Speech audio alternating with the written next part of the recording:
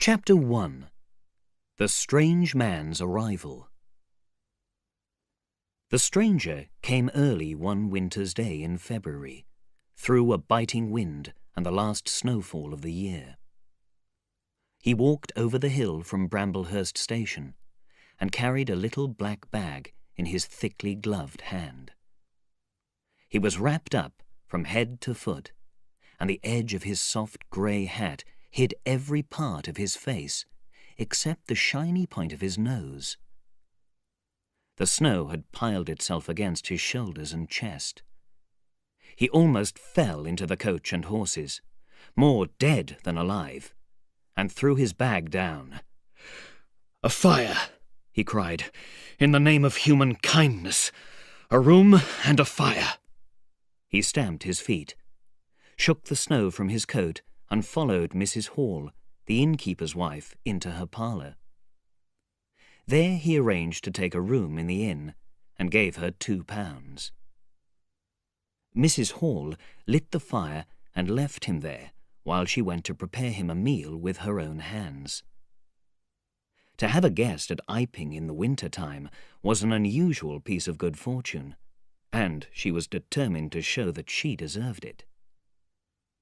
She put some meat on the fire to cook, told Milly, the servant, to get the room ready for the stranger, and carried the cloth, plates and glasses into the parlour, and began to lay the table. Although the fire was burning brightly, she was surprised to see that her visitor still wore his hat and coat, and stood with his back to her, looking out of the window at the falling snow in the yard. His gloved hands were held behind him, and he seemed to be thinking deeply. She noticed that some melted snow was falling onto the floor from his shoulders. "Can I take your hat and coat, sir?" she said, "and dry them in the kitchen?" "No," he replied without turning. She was not sure that she had heard him, and was about to repeat the question. He turned his head and looked at her over his shoulder. "I would rather keep them on," he said firmly, and she noticed that he wore big blue glasses, and had a bushy beard over his coat collar that almost hid his face. "Very well, sir," she said, "as you like. Very soon the room will be warmer."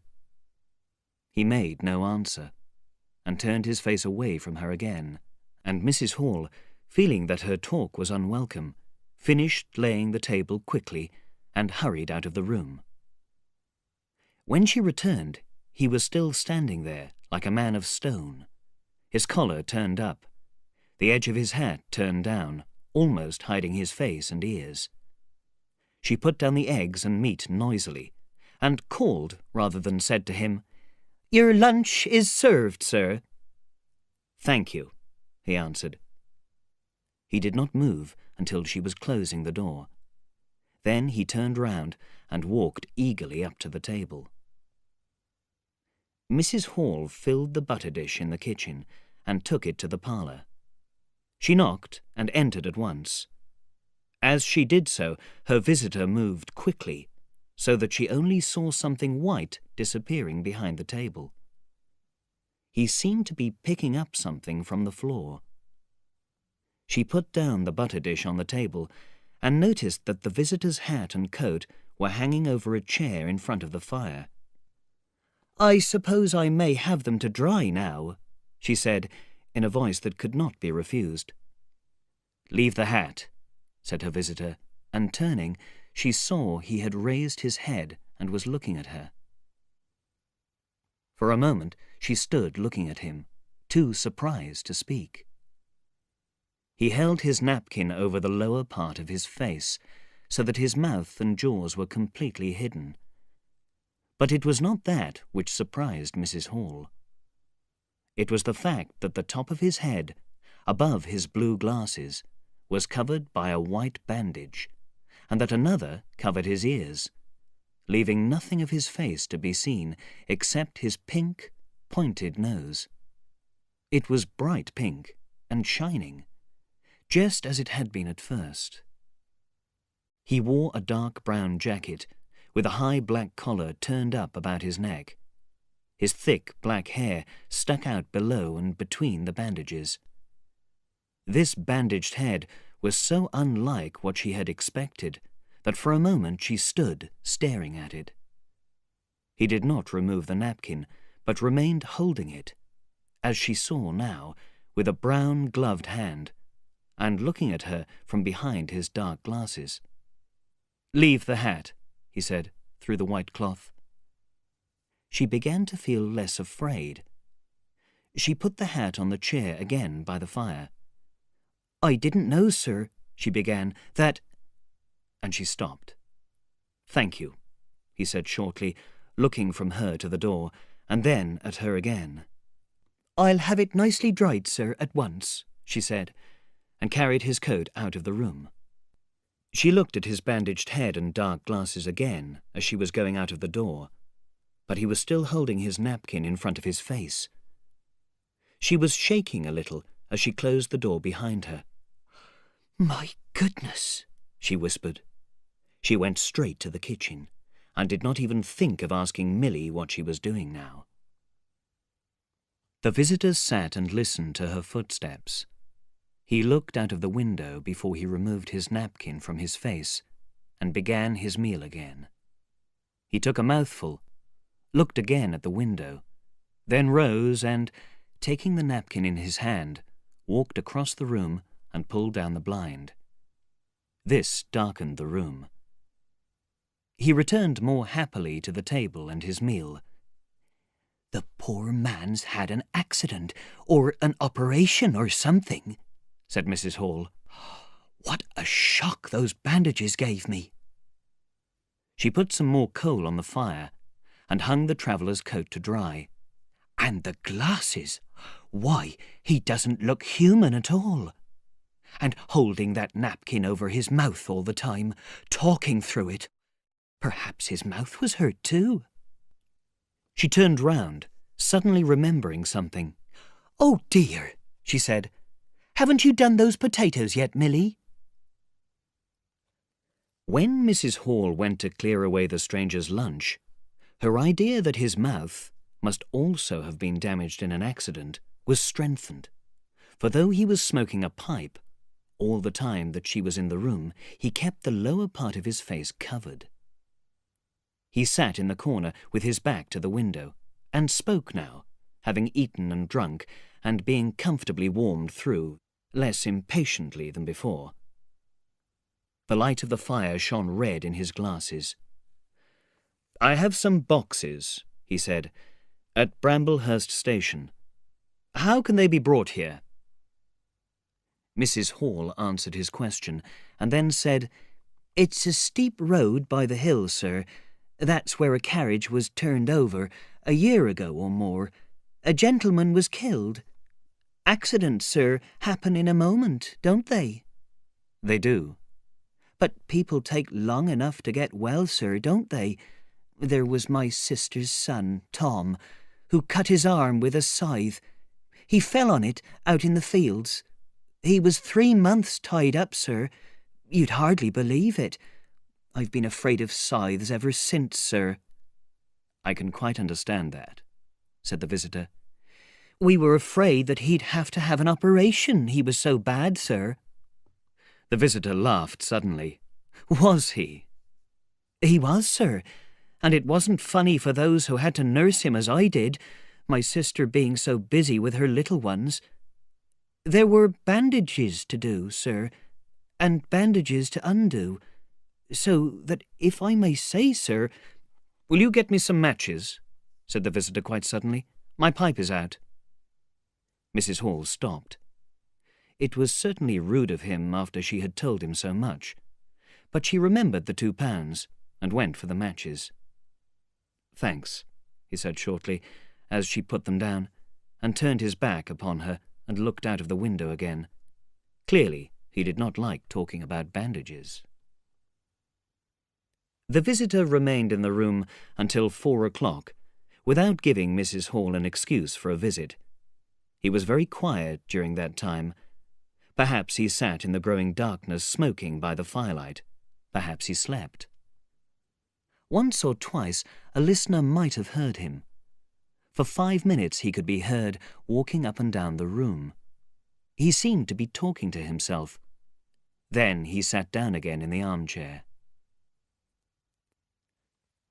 Chapter 2. Mr. Henfrey has a shock. At 4 o'clock, when it was fairly dark, and Mrs. Hall was trying to find the courage to go in and ask her visitor if he would like some tea, Teddy Henfrey, the clock mender, came into the bar. "Good evening, Mrs. Hall," said he.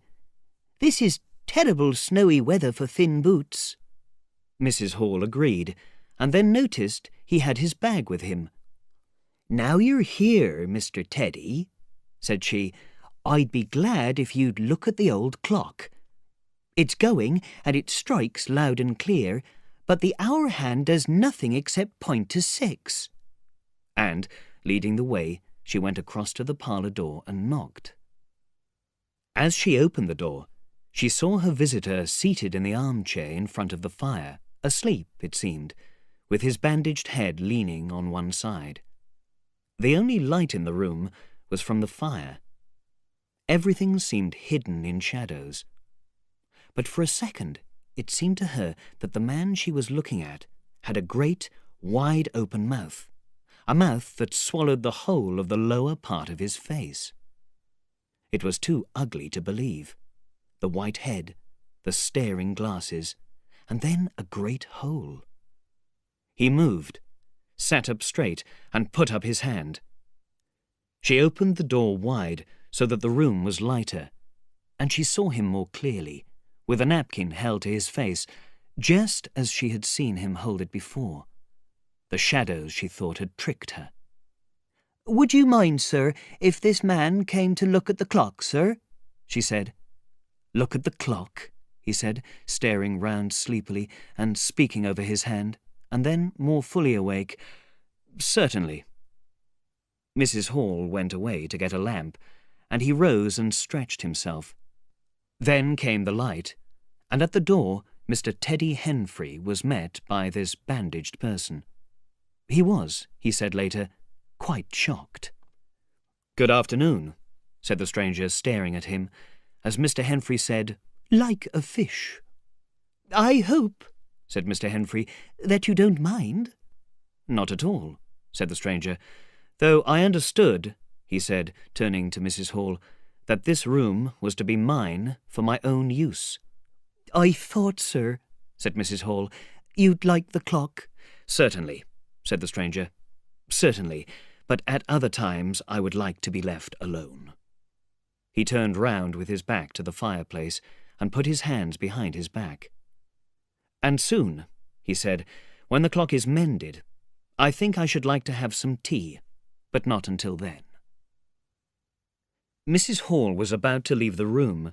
She did not try to talk this time, when her visitor asked her if she had done anything about his boxes at Bramblehurst. She told him that the carrier could bring them over the next day. "You are certain that is the earliest?" he asked. She was quite sure. "I should explain," he added, "but I was really too cold and tired to do so before, that I am a scientist." "Indeed, sir," said Mrs. Hall respectfully, "and I need things from the boxes for my work." "Of course, sir." "My reason for coming to Iping," he went on slowly, "was a desire to be alone. I do not wish to be disturbed in my work. Besides my work, an accident—" "I thought so," said Mrs. Hall to herself, "makes it necessary for me to be quiet. My eyes are sometimes so weak and painful that I have to shut myself up in the dark for several hours and lock myself in. Sometimes, now and then, not at present certainly, at such times the least thing, even a stranger coming into the room, gives me great pain. It's important that this should be understood." "Certainly, sir," said Mrs. Hall. "And if I might ask—" "That, I think, is all," said the stranger quietly. Mrs. Hall said no more. After Mrs. Hall had left the room, he remained standing in front of the fire and watched the clock being mended. Mr. Henfrey worked with a lamp close to him, and the green shade threw a bright light onto his hands and onto the frame and wheels, and left the rest of the room in shadow. He took longer than he needed to remove the works, hoping to have some talk with the stranger. But the stranger stood there, perfectly silent and still. So still that it frightened Henfrey. He felt alone in the room and looked up, and there, grey and shadowy, with a bandaged head and large dark glasses staring straight in front of them. It was so strange to Henfrey that for a minute they stood staring at each other. Then Henfrey looked down again. He would have liked to say something. Should he say that the weather was very cold for the time of the year? "The weather?" he began. "Why don't you finish and go?" said the stiff figure angrily. "All you've got to do is to fix the hour hand. You're simply wasting time." "Certainly, sir. 1 minute more. I forgot." And Mr. Henfrey finished and left the room. "Really," said Mr. Henfrey to himself, walking down the village street through the falling snow, "a man must mend a clock sometimes, surely. And then, can't a man look at you? Ugly? And yet again, it seems he can't. If you were wanted by the police, you couldn't be more wrapped and bandaged."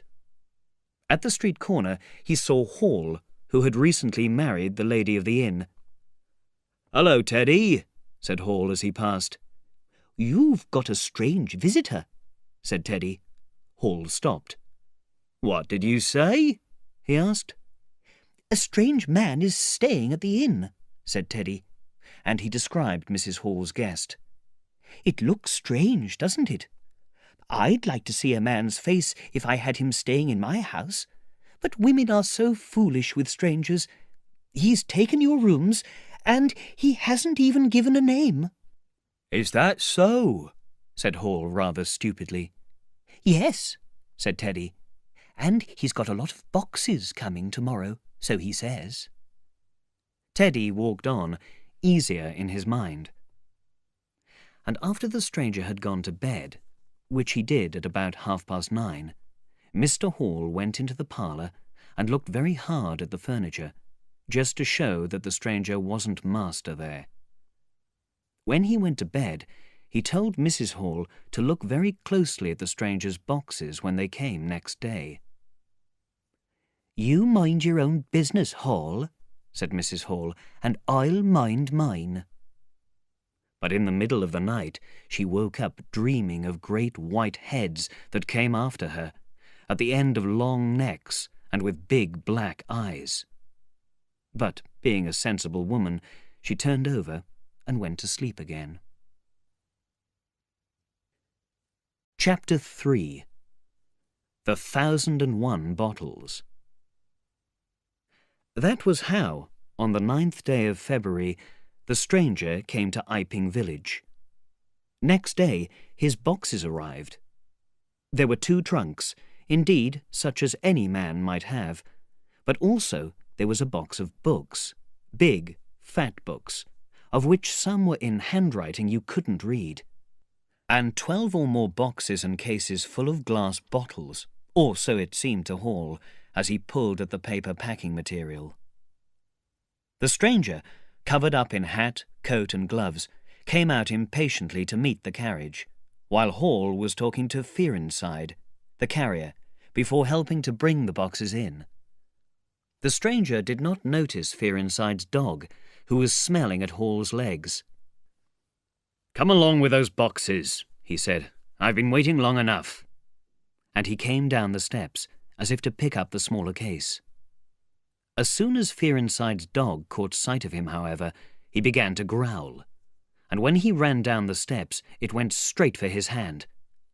Hall cried out and jumped back, for he was not very brave with dogs, and Fearinside shouted, "Lie down!" and reached for his whip. They saw that the dog's teeth had missed the stranger's hand, heard a kick, saw the dog jump and bite the stranger's leg, and heard the sound of his trousers tearing. Then Fearenside's whip cut into his dog, who, crying with pain, ran under the wheels of the carriage. It was all done in a quick half-minute. No one spoke. Everyone shouted. The stranger looked at his torn glove and at his leg, then turned and ran up the steps into the inn. They heard him go across the passage and up the stairs to his bedroom. "Come here, you," said Fearenside to his dog, climbing off the carriage with his whip in his hand while the dog watched him through the wheel. "Come here," he repeated. "You'd better." Hall stood staring. "He was bitten," he said. "I'd better go and see him." And he went to find the stranger. He met his wife in the passage. "The carrier's dog bit him," he told her. He went straight upstairs, pushed open the stranger's door, and went in. The blind was down and the room dark. He caught sight of a strange thing, a handless arm that seemed to be waving towards him, and a face of 3 large dark spots on white. Then he was struck in the chest and thrown out of the room, and the door was shut in his face and locked. All this happened so fast that it gave him no time to see anything clearly. A waving of shapes, a blow, and a noise like a gun. There he stood in the dark little passage, wondering what he had seen. After a few minutes, he came back to the little group that had formed outside the inn. There was Fearenside telling the story all over again for the second time.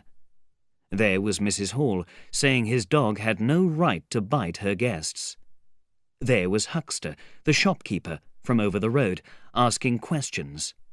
Sandy Wadgers, looking serious, and women and children all talking. Mr. Hall, staring at them from the steps and listening, found it hard to believe that he had seen anything very strange happen upstairs. "He wants no help, he says," he said in answer to his wife's question. "We'd better take his luggage in." "He ought to have his leg looked at immediately," said Mr. Huckster. "I'd shoot the dog, that's what I'd do," said a lady in the group. Suddenly the dog began growling again. "Come along!" cried an angry voice in the doorway, and there stood the stranger, with his coat collar turned up and the edge of his hat bent down. "The sooner you get those things in, the better I'll be pleased." His trousers and gloves had been changed. "Were you hurt, sir?" said Fearenside. "I'm very sorry, the dog—" "Not at all," said the stranger. "It didn't even break the skin. Hurry up with those things." As soon as the first box was carried into the parlour, the stranger began to unpack it eagerly, and from it he brought out bottles, little fat bottles, small thin bottles, blue bottles, bottles with round bodies and thin necks, large green glass bottles, large white glass bottles, wine bottles, bottles, bottles, bottles, and put them in rows on the table under the window, round the floor, on the shelf, everywhere. Case after case was full of bottles. He emptied 6 of the cases and piled the packing material high on the floor and table. As soon as the cases were empty, the stranger went to the window and set to work, not troubling in the least about the paper, the fire which had gone out, the box of books outside, or the boxes and other things that had gone upstairs.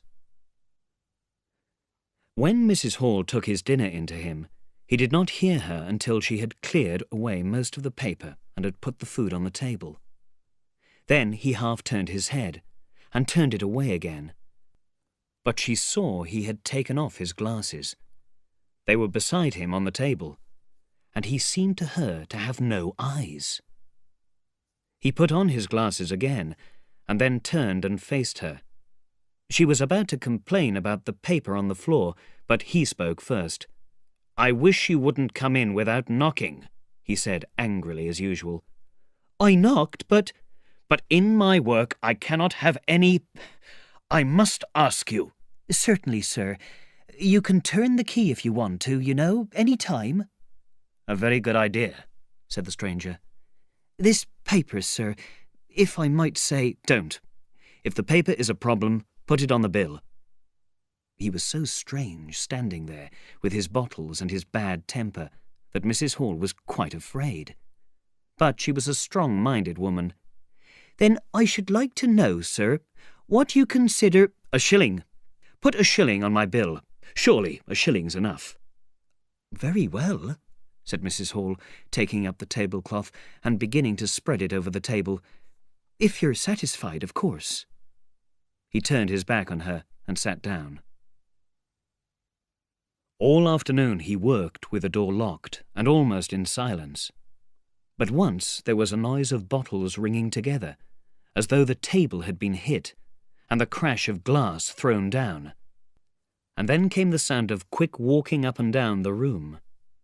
Fearing something was the matter, she went to the door and listened, not wanting to knock. "I can't go on," he was shouting. "I can't go on. 300,000, 400,000. It may take me all my life. Patience. Patience indeed. Fool! Fool!" There was a noise of boots on the brick floor of the bar, and Mrs. Hall could not stay to hear any more. When she returned, the room was silent again, except for the faint sound of his chair, and now and then of a bottle. It was all over. The stranger had returned to his work. Later, when she took in his tea, she saw broken glass in the corner of the room. She pointed at it. "Put it on the bill," he said. "In God's name, don't worry me. If there's damage done, put it on the bill." And he went on with his writing. "I tell you something," said Fear Inside. It was late in the afternoon, and they were in a little inn outside Iping. "Well," said Teddy Henfrey. "this man you're speaking of, that my dog bit, well, he's black. At least his legs are. I saw through the tear in his trousers and the tear in his glove. You'd have expected a sort of pink to show, wouldn't you? Well, there was just blackness. I tell you, he's as black as my hat." "Good heavens," said Henfrey. "It's a very strange case indeed. Why, his nose is as pink as paint." "That's true," said Fear Inside. "I know that. And I tell you what I'm thinking. That man's black here and white there, in pieces, and he daren't show it. He's a kind of half-breed. I've heard of such things before, and it's common with horses, as anyone can see." Chapter 4. Mr. Cuss Talks to the Stranger. The stranger rarely left the inn by day, but in the evening he would go out, wrapped up to the eyes, whether the weather was cold or not, and he chose the loneliest paths. His glasses and bandaged face under his great black hat would appear suddenly out of the darkness to one or two workmen going home, and one night Teddy Henfrey, coming out of the Dog and Duck, was frightened by the stranger's white, round head. He was walking hat in hand, lit by the sudden light of the open inn door. It seemed doubtful whether the stranger hated boys more than they hated him, but there was certainly hatred enough on both sides. Of course, they talked about him in Iping, and were unable to decide what his business was. Mrs. Hall said he discovered things, that he had had an accident, and that he did not like people to see the ugly marks on his body. Some said that he was a criminal hiding from the police, and others that he was part white and part black, and if he chose to show himself at fairs, he would make a great deal of money. A few thought that he was simply and harmlessly mad. And in the end, some of the women began to think that he was a spirit or a magician. No one liked him, for he was always angry and never friendly. They drew to one side as he passed down the village street, and when he had gone by, young men would put their coat collars up and turn the edges of their hats down and follow him for a joke. Cuss, the doctor, was interested in the bandages and bottles. All through April and May he wanted to talk to the stranger, and at last he could bear it no longer and went to visit him. He was surprised to find that Mr. Hall did not know his guest's name. "He gave a name," said Mrs. Hall. This was untrue. "but I didn't hear it properly." She thought it seemed silly not to know the man's name. Cuss could hear swearing inside the parlour. He knocked at the door and entered. "Please forgive me for breaking in on you," said Cuss, and then the door closed and shut out Mrs. Hall. She could hear the sound of voices for the next 10 minutes. Then a cry of surprise, a moving of feet, a chair being knocked over, a laugh, quick steps to the door, and Cuss appeared, his face white, his eyes staring over his shoulder. He left the door open behind him and, without looking at her, went across the hall and down the steps, and she heard his feet hurrying along the road. He carried his hat in his hand. She stood behind the bar, looking at the open door of the parlour. Then she heard the stranger laughing quietly, and his footsteps came across the room. She could not see his face from where she stood. The parlour door shut loudly, and the place was silent again. Cuss went straight up the village to Bunting the vicar. "Am I mad?" Cuss began as he entered the little study. "Do I look like a madman?" "What happened?" asked the vicar. "That man at the inn." "Well?" "Give me something to drink," said Cuss, and he sat down. When his nerves had been steadied by a glass of wine, he said, "As I went in, he put his hands in his pockets, and then he sat down in his chair. I told him I'd heard he took an interest in scientific things. He said yes.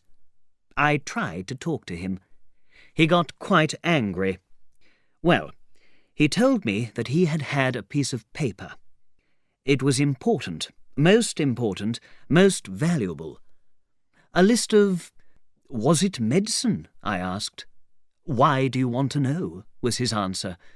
In any case, this paper was of great value. He had read it, put it down on the table, and looked away. Then the wind had lifted it and blown it into the fire. He saw it go up the chimney. Just as he told me that, he lifted his arm. The sleeve was empty. I could see right up it. What can keep a sleeve up and open if there's nothing in it? How can you move an empty sleeve like that? I asked. Empty sleeve, he said. Yes, I said, an empty sleeve. It's an empty sleeve, is it? You saw it was an empty sleeve? He stood up. I stood up too. He came towards me in 3 very slow steps and stood quite close. You said it was an empty sleeve, he said. Certainly, I said. Then, very quietly, he pulled his sleeve out of his pocket again and raised his arm towards me, as though he would show it to me again. He did it very, very slowly. I looked at it, holding my breath. Well, I said, clearing my throat, there's nothing in it.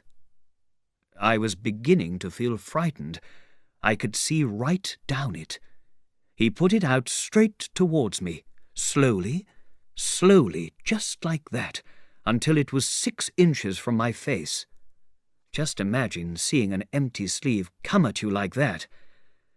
And then— Well, something. It felt exactly like a finger and a thumb pulled my nose. Bunting began to laugh. There wasn't anything there, said Cuss, his voice rising to a shout at the there. You may laugh if you like, but I tell you I was so shocked that I hit his sleeve hard and turned round and ran out of the room. I left him. Cuss stopped. It was easy to see that he was afraid. He turned round in a helpless way and took a second glass of wine. "When I hit his sleeve," he said, "I tell you, it felt exactly like hitting an arm. And there wasn't an arm. There wasn't any arm at all." Mr. Bunting thought it over. "It's a very strange story," he said. He looked very serious. "It really is a very strange story indeed." Chapter 5. The Robbery at the Vicarage. The robbery at the vicarage happened in the early hours of Whit Monday, the day when Iping held its spring fair. Mrs. Bunting, it seems, woke up suddenly in the stillness that comes before the sunrise, with a strong feeling that the door of their bedroom had opened and closed. She did not wake her husband at first, but sat up in bed listening. She then clearly heard the sound of bare feet coming out of the next room and walking along the passage towards the stairs. As soon as she felt sure of this, she woke her husband as quietly as she could. He did not light the lamp, but put on his glasses and a pair of soft shoes, and went out of the bedroom to listen. He heard quite clearly someone moving in the study downstairs, and then the sound of a violent sneeze. At that, he returned to his bedroom, armed himself with the poker, and went downstairs as silently as he could. Mrs. Bunting stood at the top of the stairs. It was about 4 o'clock, and the last darkness of the night had passed. There was a faint light in the passage. The study door stood half open. Everything was quiet and still, except the sound of the stairs under Mr. Bunting's feet, and the slight movements in the study.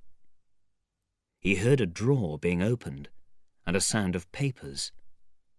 Then came some swearing, and a match was struck, and the study was full of yellow light. Mr. Bunting was now in the hall, and through the half-open door he could see the desk, an open drawer, and a lamp burning on the desk. But he could not see the thief.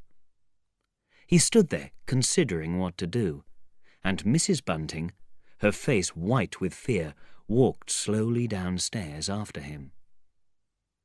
They heard the noise of coins, and knew that the thief had found the housekeeping money, £2 and 10 shillings in gold and silver.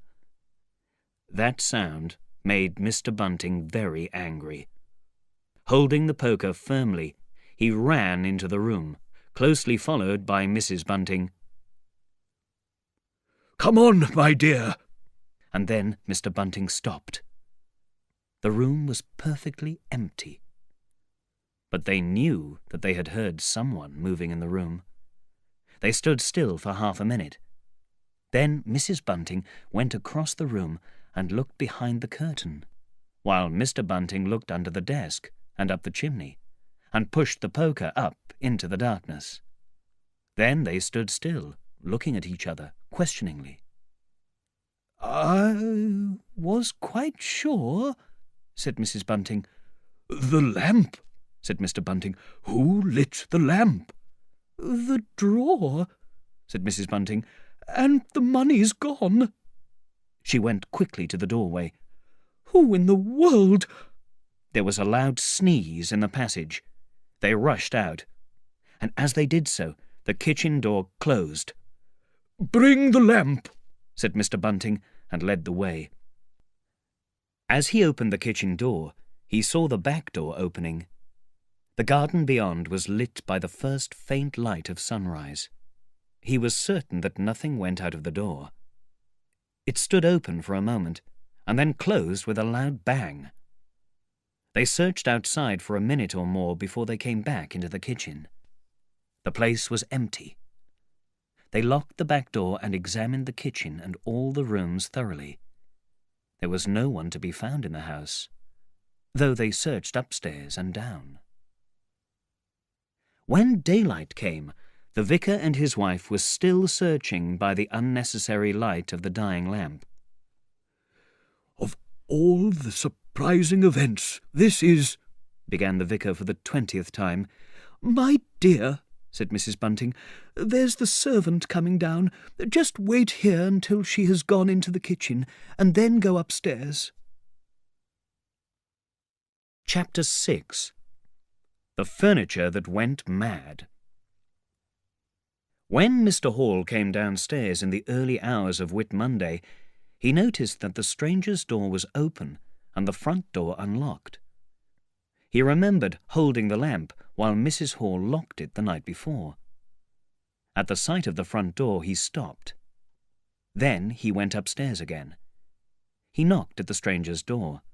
There was no answer. He knocked again, then pushed the door wide open and entered. It was as he expected. The bed, the room too, was empty. And what was still more strange, on the bed and chair were scattered the clothes, the only clothes so far as he knew, and the bandages of their guest. His big hat was hanging on the bedpost. As Mr. Hall stood there, he heard his wife's voice coming from the kitchen. He turned and hurried down to her. "Jenny," he said, "he's not in his room, and the front door is unlocked." At first Mrs. Hall did not understand, but as soon as she did, she determined to see the empty room for herself. Hall went first. "If he's not there, his clothes are. And what is he doing without his clothes?" As they came out of the kitchen, they both thought they heard the front door open and shut, but seeing it closed and seeing nothing there, neither said a word to the other about it at the time. Mrs. Hall passed her husband in the passage and ran on first upstairs. Someone on the staircase sneezed. Mr. Hall, following 6 steps behind, thought that he heard her sneeze. She, going first, thought that he was sneezing. She threw open the door and stood looking round the room. "What a strange thing," she said. She heard a cough close behind her, as it seemed, and, turning, was surprised to see her husband some distance away on the top stair. But in another moment he was beside her. She put her hand under the bed covers. "Cold," she said. "He's been up an hour or more." At that point, a most unexpected thing happened. The bed covers pulled themselves together into a pile and then jumped violently off the bed. It was just as if a hand had thrown them to one side. Then the stranger's hat jumped off the bedpost, flew through the air, and came straight at Mrs. Hall's face. Next, a piece of soap flew from the washstand. Finally, the chair threw the stranger's coat and trousers carelessly onto the floor, laughed in a voice very like the stranger's, turned itself round so that its 4 legs pointed at Mrs. Hall, seemed to take aim at her for a moment, and then moved quickly towards her. She cried out and turned, and the chair legs landed gently but firmly against her back and pushed her and Mr. Hall out of the room. The door shut loudly and was locked. The chair and the bed seemed to be dancing for a moment, and then suddenly everything was still. Mrs. Hall was left almost fainting in Mr. Hall's arms in the passage. It was with the greatest difficulty that Mr. Hall and Milly, now dressed, succeeded in getting her downstairs. "Spirits," said Mrs. Hall. "I know it's spirits. I've read about them in the papers. Tables and chairs dancing. Lock him out," she went on. "Don't let him come in again. I half guessed. I might have known. With those eyes and that bandaged head, and never going to church on Sunday, and all those bottles, more than it's right for anyone to have. He's put the spirits into the furniture. My good old furniture. My poor dear mother used to sit in that chair when I was a little girl, and now it rises against me." They sent Milly across the street through the golden 5 o'clock sunshine to wake up Mr. Sandy Wadgers, who was clever and might be able to help them. "Magic?" said Mr. Wadgers, and came to the inn greatly troubled. They wanted him to lead the way upstairs to the room, but he didn't seem to be in any hurry. He preferred to talk in the passage. Then Mr. Huckster came and joined in the talk. There was a great deal of talking, but nothing was done. "Let's have the facts first," said Mr. Sandy Wadgers. "Let's be sure we'd be acting perfectly right in breaking that door open." And suddenly the door of the room upstairs opened by itself, and they saw coming down the stairs the wrapped-up figure of the stranger, staring more blackly than ever through those large glasses. He came down stiffly and slowly, staring all the time. He walked across the passage, staring, and then stopped. He entered the parlour, and suddenly and angrily shut the door in their faces. Not a word was spoken until the noise of the door had died away. They looked at one another. "Well, I've never seen anything like it," said Mr. Wadgers, more troubled than ever. "If I were you, I'd go in and ask him about it," Mr. Wadgers advised Mr. Hall. "I'd demand an explanation." It took some time to persuade Mr. Hall to do it. At last he knocked, opened the door, and got as far as, "Excuse me, go to the devil," said the stranger, "and shut that door after you." And that was all. Chapter 7. The Stranger Shows His Face. It was 5:30 when the stranger went into the little parlour of the Coach and Horses, and there he remained until nearly midday, with the blinds down and the door shut, and nobody went near him. All that time he could have eaten nothing. 3 times he rang his bell, the 3rd time loud and long, but no one answered him. "Telling us to go to the devil indeed," said Mrs. Hall. Soon came the story of the robbery at the vicarage, and that started them thinking. Hall went off with Wadgers to find Mr. Shuttleforth, the lawyer, and take his advice. No one went upstairs, and no one knew what the stranger was doing. Now and then he walked rapidly up and down, and they heard him swearing, tearing paper, breaking bottles. The little group grew bigger. Mrs. Huckster came over. Some young fellows joined them. There was a stream of unanswered questions. Young Archie Harker tried to look under the closed curtains. He could see nothing, but he was soon joined by other boys.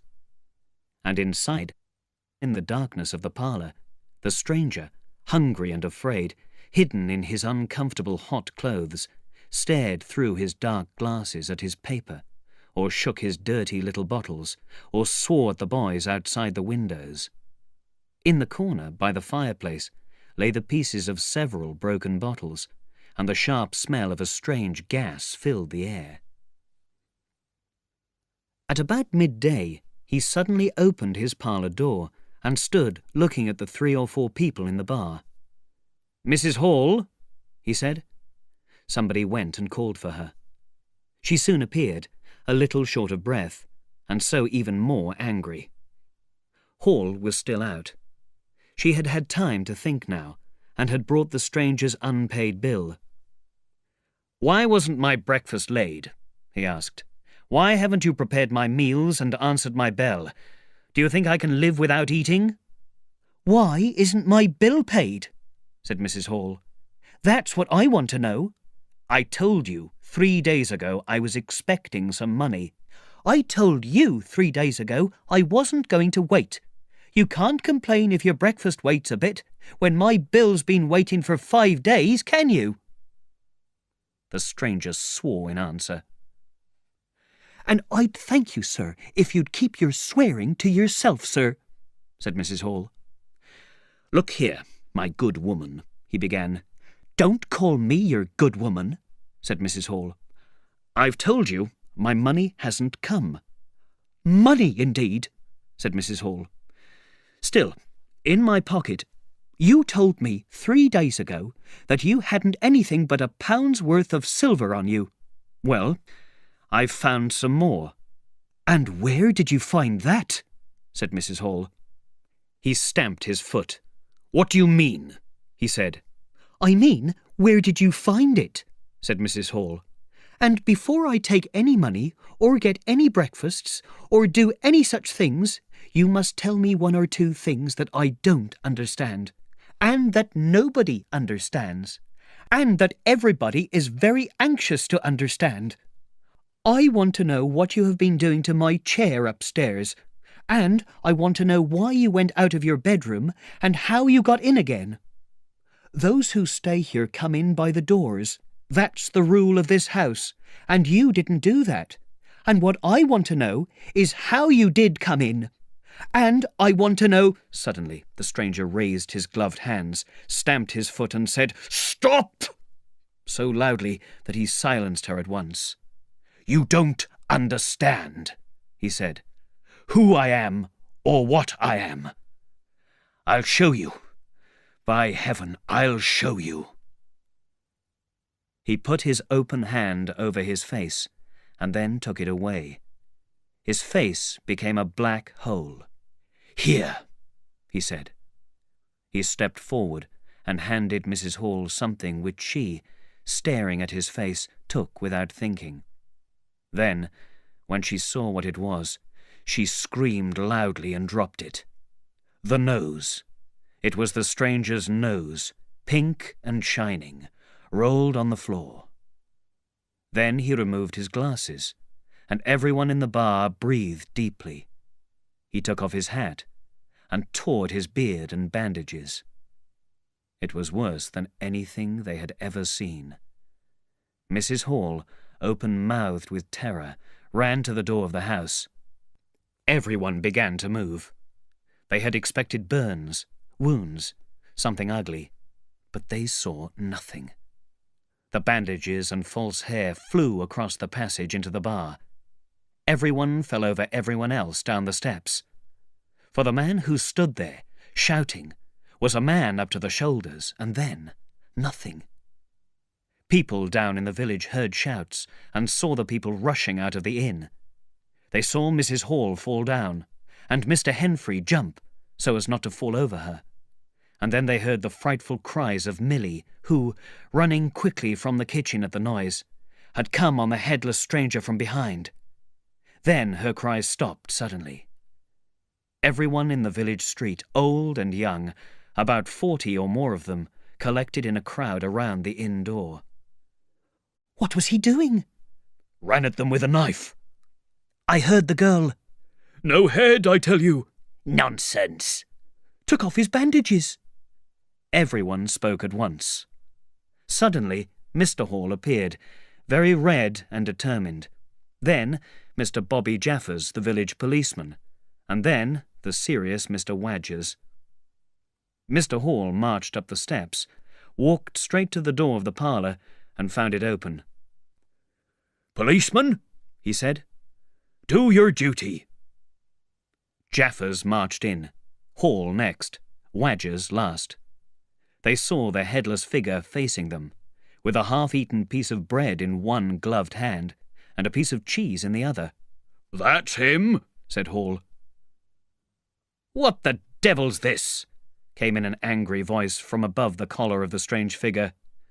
"Well, mister," said Jaffers, "I've got to arrest you, head or no head." "Keep off," said the stranger, jumping back. He took off his glove and with it struck Jaffers in the face. In another moment, Jaffers had seized him by the handless wrist and caught his invisible throat. He got a hard kick that made him shout with pain, but he kept his hold. A chair stood in the way and fell with a crash as they came down together. "Get hold of his feet," said Jaffers between his teeth to the other men. When he tried to obey this order, Mr. Hall received a great kick in the chest that finished him for a time, and Mr. Wadgers, seeing that the headless stranger had rolled over and got on top of Jaffers, went backwards towards the door, and so fell against Mr. Huxter and another man coming to help the policeman. 4 bottles fell and broke on the floor, filling the room with a powerful smell. "I give in," said the stranger, though he had thrown Jaffers down, and in another moment he stood up, shaking, breathless. A strange thing he looked, without head or hands. His voice seemed to come out of nothing. Jaffers also got up. The stranger ran his arm down his coat, and the buttons to which his empty sleeve pointed became undone. Then he bent down and seemed to touch his shoes. "Why," said Huckster suddenly, "that's not a man at all. It's just empty clothes. Look! You can see down his collar and his shirt. I could put my arm." He stretched out his hand. It seemed to meet something in the air, and he pulled it back with a sharp cry of surprise. "I wish you'd keep your fingers out of my eye," shouted the voice in anger. "The fact is, I'm all here, head, hands, legs, and all the rest of it. But it happens I'm invisible. But that's no reason why you should put your fingers in my eye, is it?" The suit of clothes, now all unbuttoned, stood up. Several other men had now come into the room, so that it was crowded. "Invisible, eh?" said Huckster. "Who ever heard of such a—" "It's strange, perhaps, but it's not a crime. Why am I attacked by a policeman in this way?" "Oh, that's different," said Jaffers. "I can't see you, but I have orders to arrest you, not because you can't be seen, but because a house has been robbed." "Well?" "And it looks as if—" "Nonsense," said the invisible man. "I hope so, sir, but I've got my orders." Suddenly the man sat down, and before anyone could think of stopping him, he had thrown off all his clothes, all except his shirt. "Here, stop that," said Jaffers suddenly. "Hold him," he cried. "If he gets his shirt off—" "Hold him!" shouted everyone, and there was a rush at the white shirt, which was now all that could be seen of the stranger. The shirt sleeve struck a blow in Hall's face that sent him backward into old Toothsome, the gravedigger, and in another moment the shirt was lifted up, just like a shirt that is being pulled over a man's head. Jaffers tore at it, but only helped to pull it off. He was struck in the mouth out of the air, and lifted his stick and hit Teddy Henfrey hard on the top of his head. "Look out!" cried everybody, hitting everywhere at nothing. "Hold him!" "Shut the door!" "Don't let him go!" "I've got something!" "Here he is!" Everybody was being hit at once, falling on one another. Sandy Wadgers opened the door and they fell out. The hitting went on. One man had a tooth broken, another a swollen ear. Jaffers was struck under the jaw. He caught at something hard that stood between him and Huckster.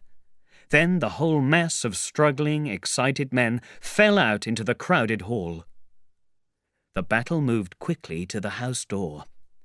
There were excited cries of "Hold him!" "Invisible!" and a young man, a stranger to the place, rushed in, caught something, missed his hold, and fell over another man's body.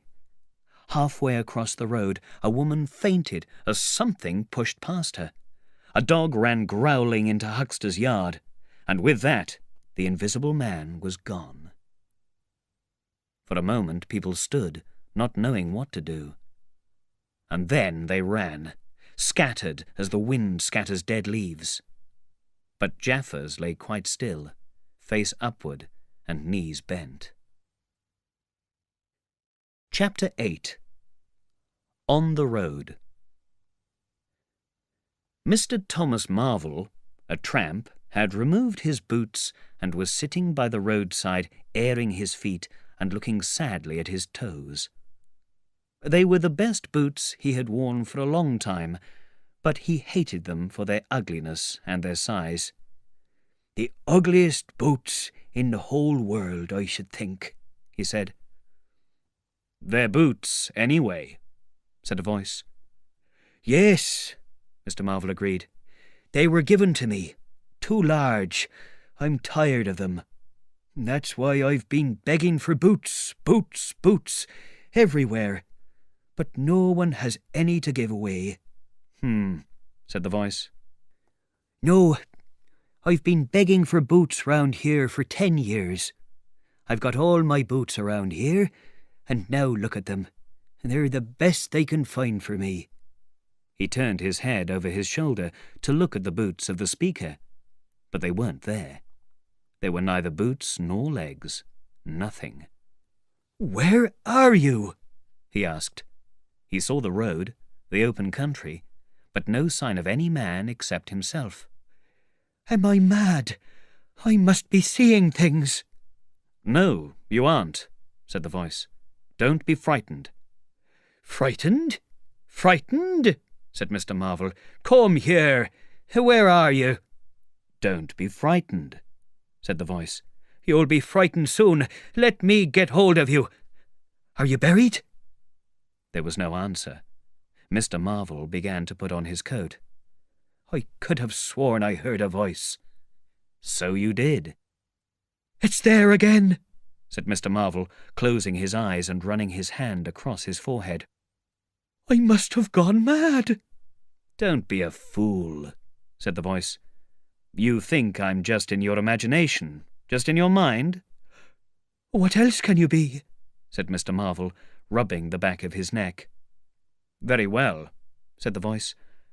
"I'm going to throw stones at you until you think differently." "But where are you?" The voice made no answer.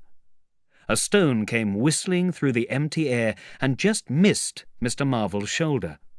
He turned round and saw a stone jump up into the air, hang there for a moment, and fall at his feet. Another came and hit his bare toes, which made Mr. Marvel cry aloud. Then he started to run, fell over something unseen, and came to rest sitting by the road. "Now," said the voice, "am I just in your mind?" Mr. Marvel struggled to his feet and was immediately rolled over again. He lay quiet for a moment. "If you struggle any more," said the voice, "I'll throw this stone at your head." "I'm finished," said Mr. Thomas Marvel, sitting up and taking his wounded toe in his hand. "I don't understand it.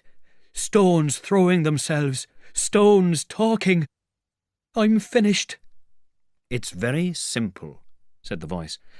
"I'm an invisible man." "Tell me something I don't know," said Mr. Marvel, white with the pain. "Where you're hidden. How you do it. I don't know."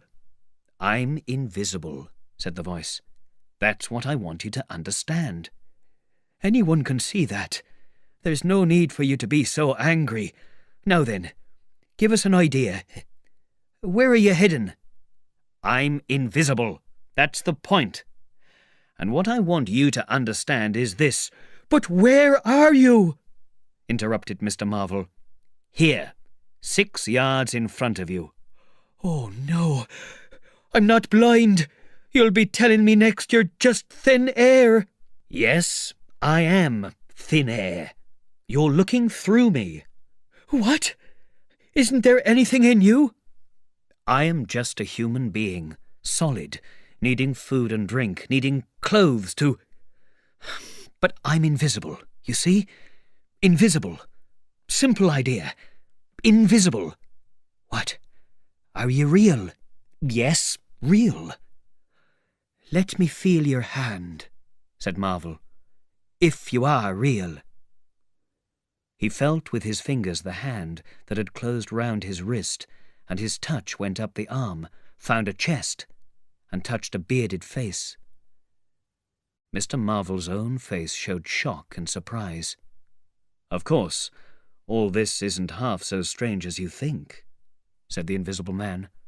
"It's quite strange enough for me," said Mr. Marvel. "How do you manage it? How is it done?"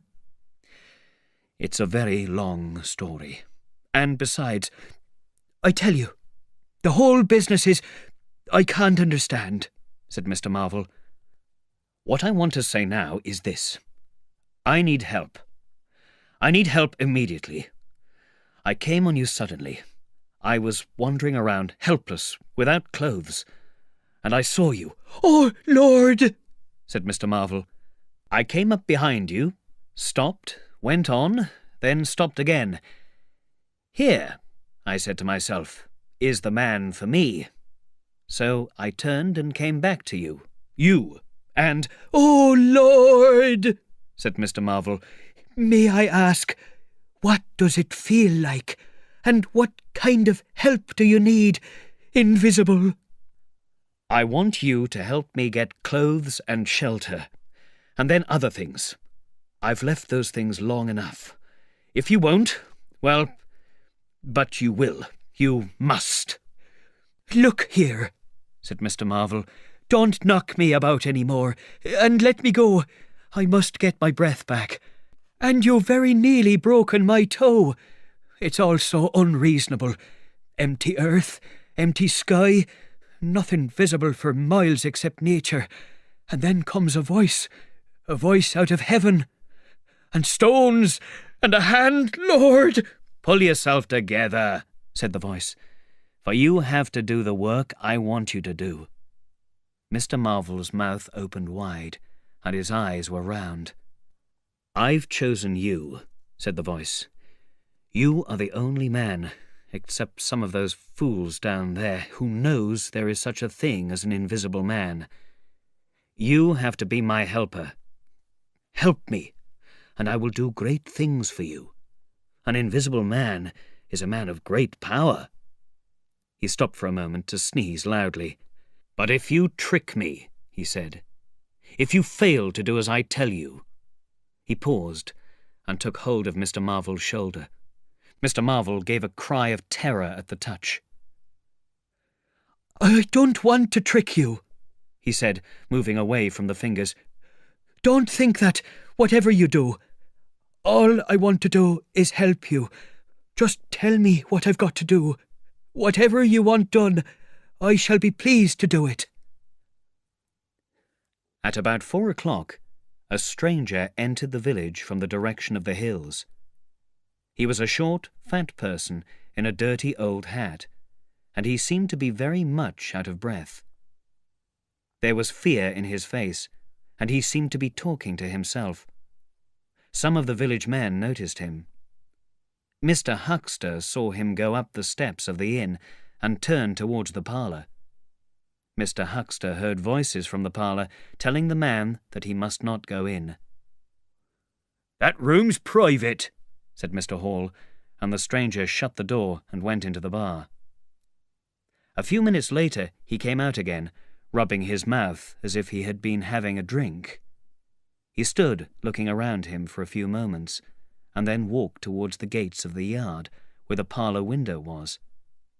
He leant against one of the gate-posts and took out a short pipe. Although he seemed calm, his hands were trembling.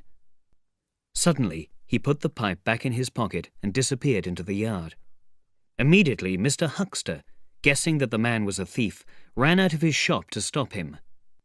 As he did so, Mr. Marvel reappeared, carrying some clothes tied together in one hand and 3 books in the other. As soon as he saw Huckster, he turned and began to run towards the hill road. "Stop, thief!" cried Huckster, and set off after him. Mr. Huckster had hardly gone any distance at all when something seized his leg and sent him flying through the air. He saw the ground suddenly move towards his face, and then nothing. Chapter 9. In the Coach and Horses. At the time when Mr. Marvel went into the inn, Mr. Cuss and Mr. Bunting were in the parlour, searching the stranger's property in the hope of finding something to explain the events of the morning. Jaffers had recovered from his fall and had gone home. Mrs. Hall had tidied the stranger's clothes and put them away. And under the window, where the stranger did his work, Mr. Cuss found 3 big books. "Now," said Cuss, "we shall learn something." But when they opened the books, they could read nothing. Cuss turned the pages. "Dear me," he said, "I can't understand." "No pictures? Nothing to show?" asked Mr. Bunting. "See for yourself," said Mr. Cuss. "It's all Greek or Russian or some other language." The door opened suddenly. Both men looked round. It was Mr. Marvel. He held the door open for a moment. "I beg your pardon," he said. "Please shut that door," said Mr. Cuss, and Mr. Marvel went out. My nerves are in pieces today," said Mr. Cuss. "It made me jump when the door opened like that." Mr. Bunting smiled. "Now let us look at the books again. It's true that strange things have been happening in the village, but of course I can't believe in an invisible man. I can't." "No, though I tell you I saw right down his sleeve." "But are you sure?" said Mr. Bunting. "Are you quite sure?" "Quite. I've said so. There's no doubt at all. Now let's look at these books." They turned over the pages, unable to read a word of their strange language. Suddenly, Mr. Bunting felt something take hold of the back of his neck. He was unable to lift his head. "Don't move, little men, or I'll knock your brains out." Mr. Bunting looked at Cuss, whose face had turned white with fear. "I am sorry to be rough," said the voice. "Since when did you learn to look through other men's possessions?" Two noses struck the table. "To come unasked into a stranger's private room. Listen, I am a strong man. I could kill you both and escape unseen if I wanted to. If I let you go, you must promise to do as I tell you." "Yes," said Mr. Bunting. Then the hands let their necks go, and the two men sat up, now very red in the face. "Don't move," said the voice. "Here's the poker, you see?" They saw the poker dance in the air. It touched Mr. Bunting's nose. "Now, where are my clothes?" Just now, though the days are quite warm enough for an invisible man to run about without anything on, the evenings are cold. I want some clothes, and I must also have those 3 books. Chapter 10. The Invisible Man Loses His Temper. While these things were going on in the parlour, and while Mr. Huckster was watching Mr. Marvel as he leaned smoking his pipe against the gate, Mr. Hall and Teddy Henfrey stood talking nearby. Suddenly there came a loud knock on the door of the parlour, a cry, and then silence. "Hello?" said Teddy Henfrey. "Hello?" from the bar. Mr. Hall and Teddy looked at the door. "Something's wrong," said Hall. For a long time they listened. Strange noises were coming from behind the closed door, as if something was falling about. Then a sharp cry, "No! No, you don't!" Then silence. "What's that?" exclaimed Henfrey in a low voice. "Is everything all right there?" called Hall. "Quite right," came Mr. Bunting's voice. "Quite. Don't come in." They stood listening. "I can't," they heard Mr. Bunting say. "I tell you, sir, I will not." "Who's that speaking now?" asked Henfrey. "Mr. Cuss, I suppose," said Hall. "Can you hear anything?" Silence. "Someone is throwing the table around," said Hall. Mrs. Hall appeared behind the bar. When they told her, she would not believe anything strange was happening. Perhaps they were moving the chairs and table. "Didn't I hear the window?" said Henfrey. "What window?" asked Mrs. Hall. "The parlour window," said Henfrey. Everyone stood listening. Mrs. Hall, looking straight in front of her, saw, without seeing, the bright shape of the inn door, the white road, and Huckster's shop front shining in the June sun. Suddenly, Huckster's door opened, and Huckster appeared, his eyes staring with excitement, his arms waving in the air. "Stop, thief!" cried Huckster, and he ran towards the yard gates and disappeared. At the same time, a noise came from the parlour, and there was the sound of windows being closed. Hall, Henfrey, and everyone in the bar rushed out into the street. They saw someone run round the corner towards the hill road, and Mr. Huckster jump into the air and fall on his face and shoulder. Hall and 2 workmen ran down the street and saw Mr. Marvel disappearing past the church wall. But Hall had hardly run 12 yards when he gave a loud shout and fell on his side, pulling one of the workmen with him. The 2nd workman came up, and he too was knocked down. Then came the rush of the village crowd. The first man was surprised to see Huckster and Hall on the ground. Suddenly, something happened to his feet, and he was lying on his back. The crowd was falling over him, and he was being sworn at by a number of angry people. When Hall, Henfrey, and the workmen ran out of the house, Mrs. Hall had remained in the bar. Suddenly, the parlour door was opened. Mr. Cuss appeared and, without looking at her, rushed down the steps towards the corner of the street. "Hold him!" he cried. "Don't let him drop those books and clothes. You can see him so long as he holds them." He knew nothing of Marvel, for the invisible man had handed over the books and clothes to him in the yard. The face of Mr. Cuss was angry and determined, but there was something wrong with his clothes. He was wearing a tablecloth. "Hold him!" he shouted. "He's got my trousers and all the vicar's clothes." Coming round the corner to join the crowd, he was knocked off his feet and lay kicking on the ground. Somebody stepped on his finger. He struggled to his feet. Something knocked against him and threw him on his knees again, and he saw that everyone was running back to the village. He rose again and was hit behind the ear. He set off straight back to the village inn as fast as he could run, and on his way jumped over the body of Huckster, who was now sitting up. Behind him, as he was halfway up the inn steps, he heard a sudden cry of anger above the noise, and the sound of someone being struck in the face.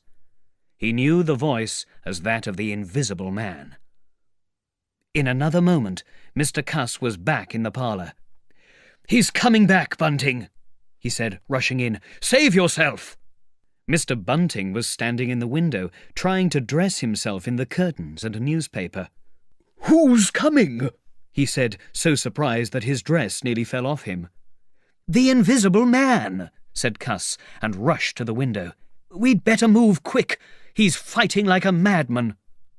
In another moment he was out in the yard. Mr. Bunting heard a frightful struggle in the passage of the inn and decided to leave.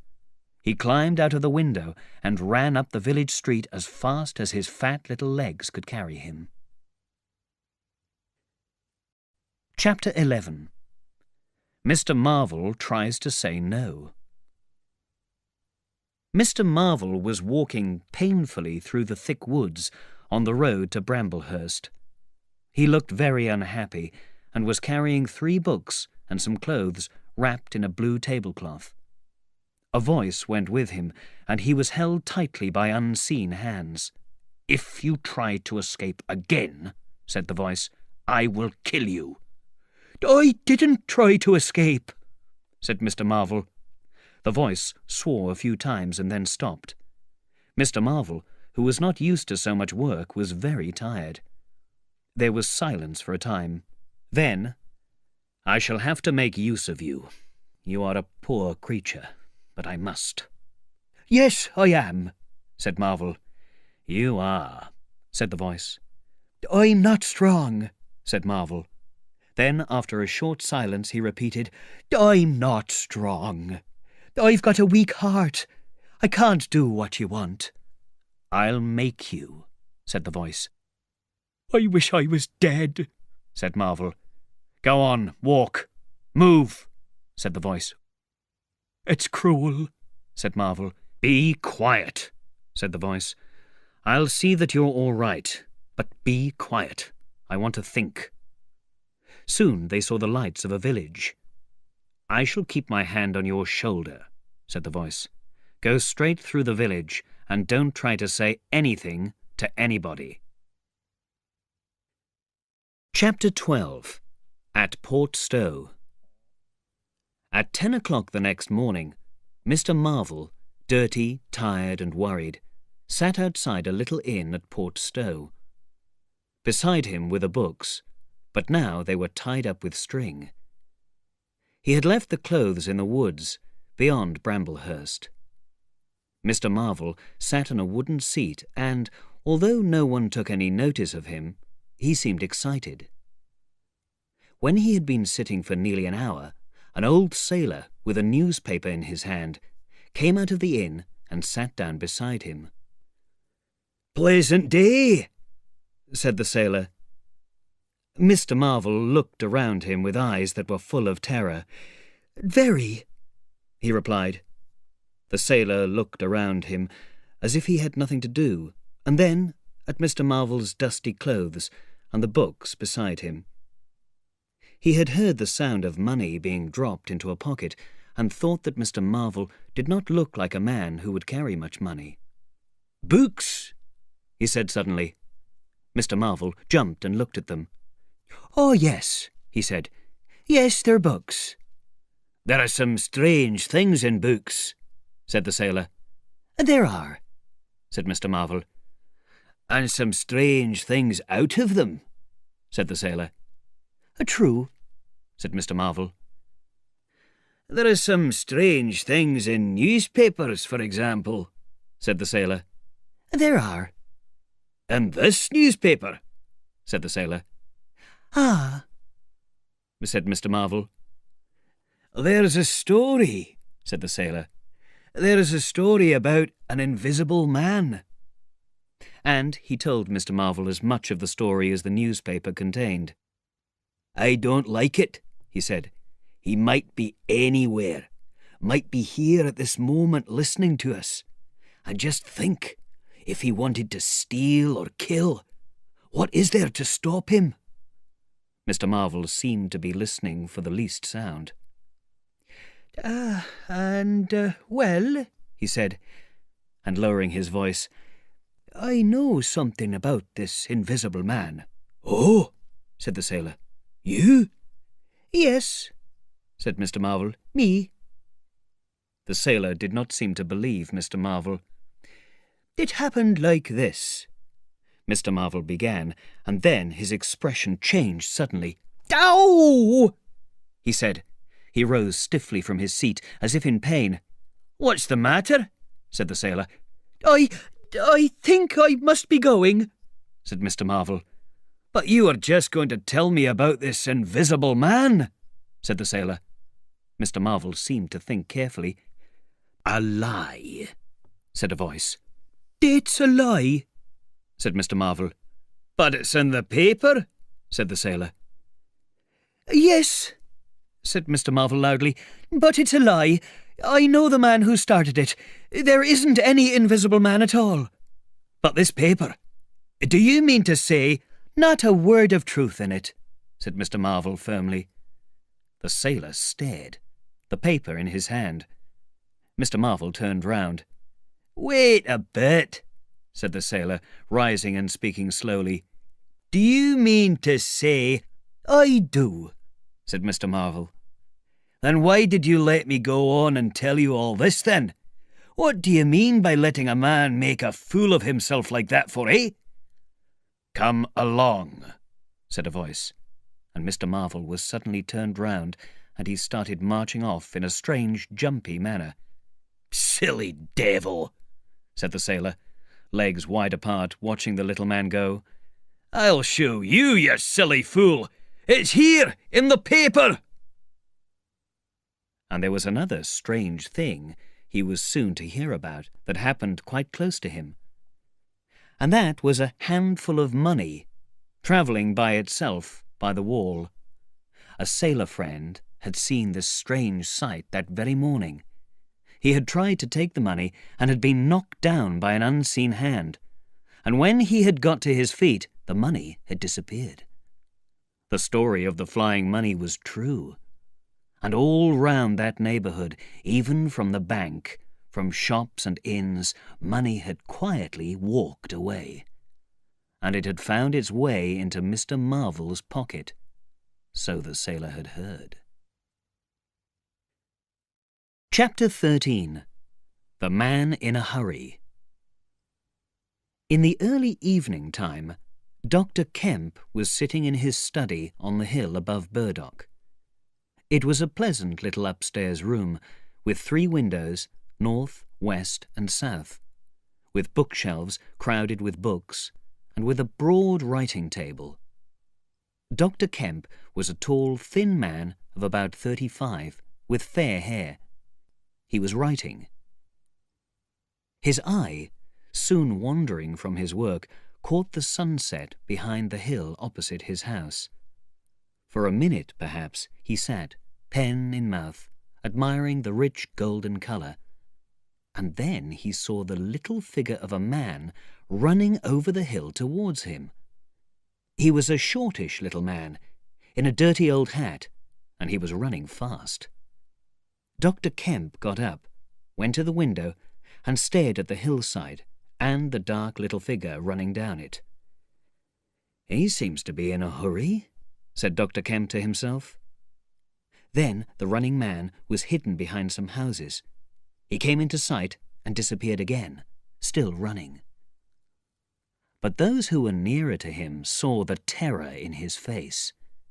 He looked neither to the right nor left, but his wide eyes stared straight down the hill to where the lamps were being lit, and there were people crowding together in the street. Everybody he passed stopped and began staring up and down the road, and asking one another, half afraid, why the man was running so hard. And then, far up the hill, a dog playing in the road growled and ran under a gate, and something, a wind, a noise of feet, a sound like heavy breathing, rushed by. People cried out. People jumped off the footpath. They shouted as the thing rushed past them down the hill, and they were still shouting in the street before Marvel was halfway there. They were running into houses with the news and shutting the doors behind them. He heard it and ran even faster. Fear came hurrying by, rushed ahead of him, and in a moment had seized the town. The Invisible Man is coming. The Invisible Man. Chapter 14. In the Happy Cricketers. At the bottom of the hill was an inn called the Happy Cricketers. Inside, the barman leant his fat red arms on the table and talked about horses with a cabman, while a black-bearded man who spoke like an American talked to a policeman. "What's the shouting about?" said the cabman, trying to see up the hill over the dirty yellow curtains in the low window of the inn. Somebody ran past outside.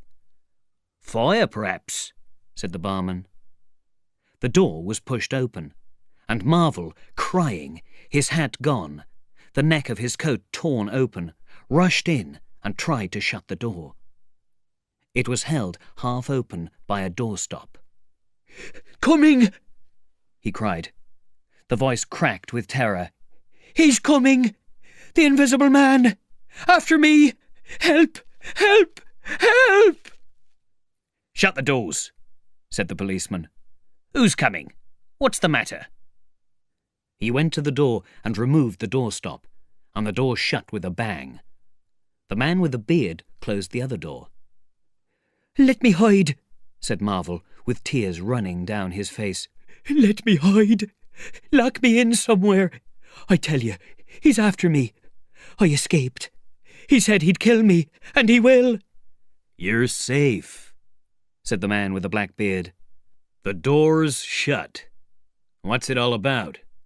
"Oh, let me hide," said Marvel, and cried aloud as a blow suddenly made the locked door shake. The blow was followed by a hurried knocking and a shouting outside. "Hello!" cried the policeman. "Who's there?" "Oh, he'll kill me," shouted Mr. Marvel. "He's got a knife or something. Don't open the door. Please don't open the door. Where shall I hide?" "Is this the Invisible Man, then?" asked the black-bearded man, with one hand behind him. "I think it's about time we saw him." The window of the inn was suddenly broken in, and there were shouts and people running about in the street. The policeman had been standing on a chair, looking out of the window to see who was at the door. He got down.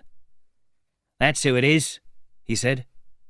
The barman stood in front of the parlour door, where Mr. Marvel was now locked in, and stared at the broken window. Then he came round to the two other men.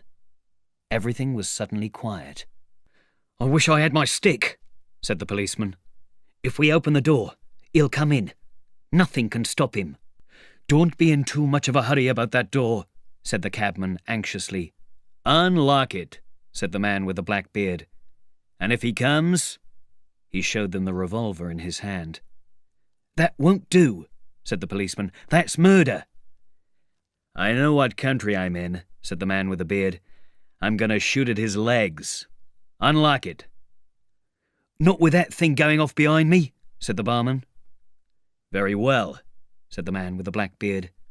He stepped forward with his gun ready and unlocked the door himself. Barman, cabman, and policeman turned around. "Come in," said the bearded man in a low voice, standing back and facing the door with his gun behind him. No one came in, and the door remained closed. "Are all the doors of the house shut?" asked Marvel 5 minutes later. "He's going round to the back." "There's the yard door," said the barman, "and the private door." "The yard door!" He rushed out of the bar. In a minute he appeared again with a long, sharp knife in his hand. "The yard door was open," he said. "He may be in the house now," said the cabman. The man with the beard put the gun back in his pocket. As he did so, the door opened. Something rushed past them, and the parlour door burst open. They heard Marvel cry out and ran to his rescue. The bearded man's revolver went off, and the mirror at the back of the parlour came crashing down on the floor. As the barman came into the room, he saw Marvel struggling against the door that led to the yard and kitchen. The door flew open, and Marvel was dragged into the kitchen. The policeman, who had been trying to pass the barman, rushed in, followed by the cabman, caught hold of the invisible hand that held Marvel, was hit in the face and fell down. Then the cabman took hold of something. "I've got him," said the cabman. "Here he is," said the barman. Mr. Marvel suddenly dropped to the ground and made an attempt to hide behind the legs of the fighting men. The struggle went backwards and forwards near the door. The voice of the invisible man was heard for the first time, as the policeman stepped on his foot. Then he cried out, and his arms flew out. The cabman was suddenly knocked to the ground by a kick in the stomach. The door into the bar parlour from the kitchen shut with a bang as Mr. Marvel escaped through it. The men in the kitchen found themselves struggling with empty air. "Where's he gone?" cried the man with the beard. "Out?" "This way," said the policeman, stepping into the yard and stopping. A large stone flew by his head and fell on the kitchen table. "I'll show him," shouted the man with the black beard, and he fired 5 rapid shots in the direction the stone had come from. As he fired, the man with the beard moved his hand slightly, so that his shots went from one side to the other of the narrow yard. A silence followed.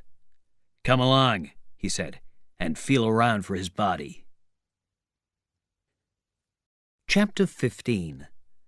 Dr. Kemp's Visitor. Dr. Kemp was writing in his study when he heard the shots. Crack, crack, crack, they came, one after the other.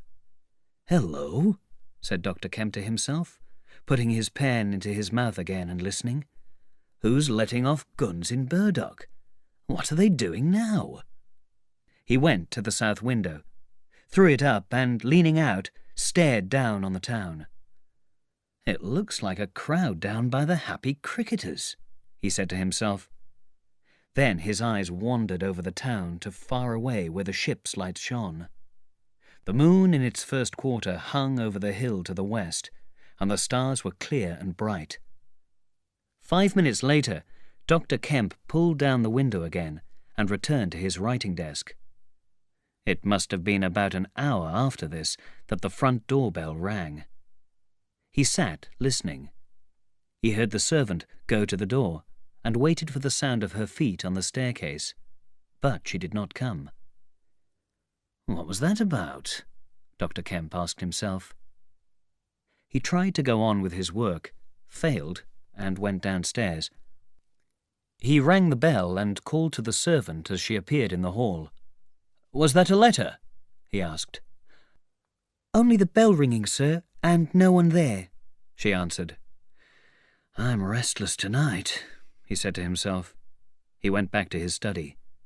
Soon afterwards, he was hard at work again, and his room was silent except for the sounds of the clock and his pen moving over the paper.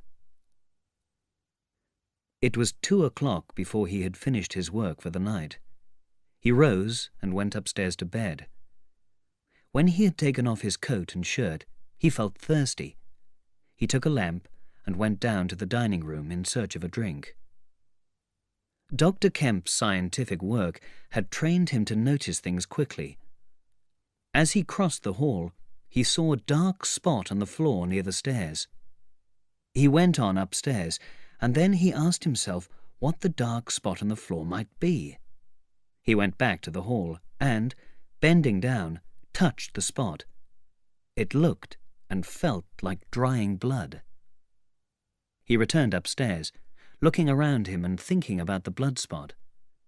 Then, suddenly, he saw something which made him stop. There was blood on the handle of his door. He looked at his own hand. It was quite clean. Then he remembered that the door of his room had been open when he came down from his study, and that he had not touched the handle at all. He went straight into his bedroom, his face quite calm, perhaps a little more determined than usual. He looked at the bed. There was a pool of blood, and the sheet was torn. He had not noticed this when he had been lying in the room before. The other side of the bed looked as if someone had been lying on it. Then he seemed to hear a low voice say, "Help me, Kemp." But Dr. Kemp did not believe in voices. He stood staring at the sheets. Was it really a voice? He looked around him again and noticed nothing, but he clearly heard something move across the room. A strange feeling came over him. He closed the door of the room and came forward. Suddenly, with a shock, he saw a bloody bandage hanging in the air between him and the bed. He stared at it in surprise. It was an empty bandage. A bandage properly tied, but quite empty. He would have moved forward to take hold of it, but a touch stopped him, and a voice spoke quite close to him. "Kemp," said the voice. "Eh?" said Kemp, with his mouth open. Said the voice, "I'm an invisible man." Kemp made no answer for a moment or two, but simply stared at the bandage. "The invisible man?" he said at last. "I'm an invisible man," repeated the voice. "I thought it was a lie," he said. "Have you got a bandage on?" he asked. "Yes," said the invisible man. "Oh," said Kemp, and then, "I say, but this is nonsense. It's some trick." He stepped forward suddenly, stretched out his hand towards the bandage, and met invisible fingers. "Keep steady, Kemp, in God's name. I want help badly. Stop." The hand seized his arm. He struck at it. "Kemp!" cried the voice. "Kemp, keep still." A desire to free himself took hold of Kemp, but the hand held his shoulder, and he was suddenly pushed and fell backwards upon the bed. He opened his mouth to shout, and the corner of the sheet was pushed between his teeth. The invisible man held him down, but his arms were free, and he hit back fiercely. "Listen to reason, will you?" said the invisible man. "By heaven, you'll make me mad! Stop struggling and lie still! Lie still!" Kemp struggled for another moment and then lay still. "Let me get up," he said. "I'll stay where I am, and let me sit quiet for a minute." He sat up and felt his neck. I'm just an ordinary man. A man you used to know, made invisible. Do you remember Griffin?" "Griffin?" repeated Kemp. "Griffin," answered the voice. "A younger student than you." "What has this to do with Griffin?" "I am Griffin." Kemp laughed. "It's too much of a shock," he said. "But what devil's work can make a man invisible?" "It's no devil's work. It's honest and simple enough." "It's terrible," said Kemp. "How on earth? I'm wounded and in pain and tired. Great God! Kemp, you are a man. Keep calm. Give me some food and drink, and let me sit down here." Kemp stared at the bandage as it moved across the room, then saw a chair slide along the floor and come to rest near the bed. It made a noise, and the seat sank slightly. He rubbed his eyes and felt his neck again. "This beats magic," he said, and laughed stupidly. "That's better. Thank heaven you're becoming sensible." "Or silly," said Kemp, and rubbed his eyes again. "Give me something to drink. I'm nearly dead." "It didn't feel like that. Where are you? If I get up, shall I run into you? There. All right. A drink. Here. Where shall I give it you?" Kemp felt the glass taken out of his hand. He let it go into the air. It came to rest just in front of the chair seat. He stared at it. I don't believe it. I must be mad." "Nonsense," said the voice. "Listen to me. I'm hungry, and the night is cold to be a man with no clothes on." "Food?" offered Kemp. The glass emptied itself. "Yes," said the invisible man, putting it down. "Can you give me something to wear?" Kemp found some clothes. "These?" he asked. They were taken from him. They hung in the air, buttoned themselves, and sat down in the chair. "Oh, the maddest thing I've ever seen in my life," said Kemp. "Some food." Kemp went to the kitchen for some bread and some meat, returned, and put them on a table in front of his guest. "Never mind about a knife," said the invisible man, and a piece of meat hung in the air and disappeared with the sound of eating. "I always like to have clothes on when I eat," said the voice.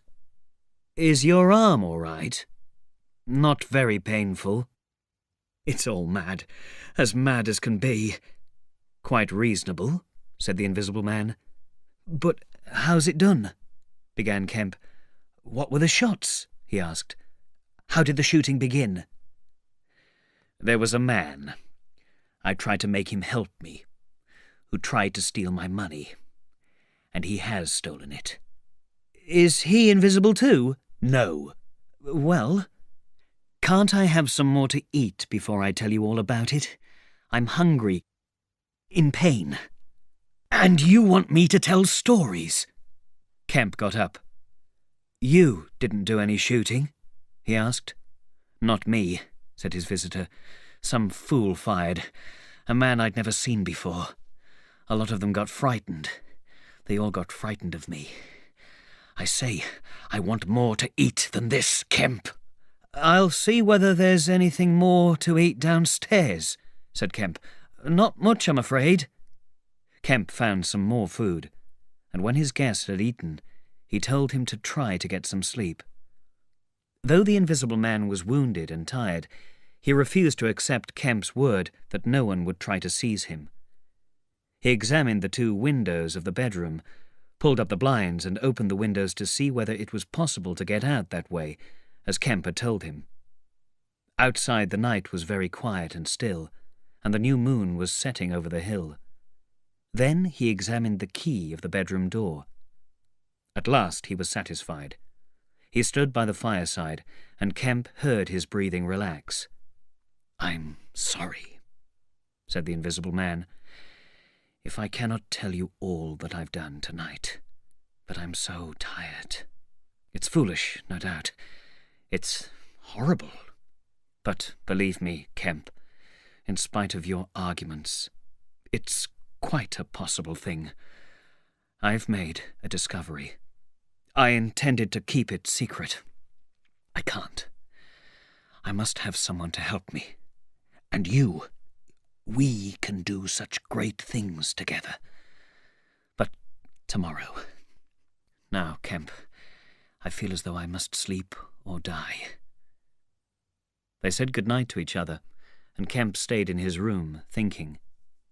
He picked up a newspaper and found that it was full of reports of the Invisible Man. As he read, he began to feel afraid of what his guest might do if he was allowed to stay free. He wrote a note and addressed it to Colonel Adie, Port Burdock. Chapter 16. How to Become Invisible. The next morning, Kemp heard a loud noise and went to see his guest. "What's the matter?" asked Kemp when the Invisible Man let him in. "Nothing," was the answer. "But, good heavens, what was that crash?" "I lost my temper," said the Invisible Man. "I forgot this arm, and it's sore." "You're rather in the habit of losing your temper." "I am." "Your story is in the papers," Kemp said. The Invisible Man swore. "Come and have some breakfast," said Kemp, leading the way. "Before we can do anything else," he went on, "I must understand a little more about you." He had sat down with the air of a man who means to talk seriously. "It's simple enough," said Griffin. "No doubt it's simple enough to you, but—" Kemp laughed. "Well, yes, to me it seemed strange at first, no doubt. But we can still do great things. I found the secret first at Chesilstowe College." "Chesilstowe?" "I went there after I left London. You know, I have always been interested in light." "Ah." "I said, I will give my life to this. This is worth my trouble. You know what fools we are at 22. "Fools then and fools now," said Kemp. "As though just knowing could satisfy a man. I saw a way to change the human body, or any other kind of body." And then the strange man, or rather the clothes of a man sitting opposite Kemp, explained how a student of science had disappeared.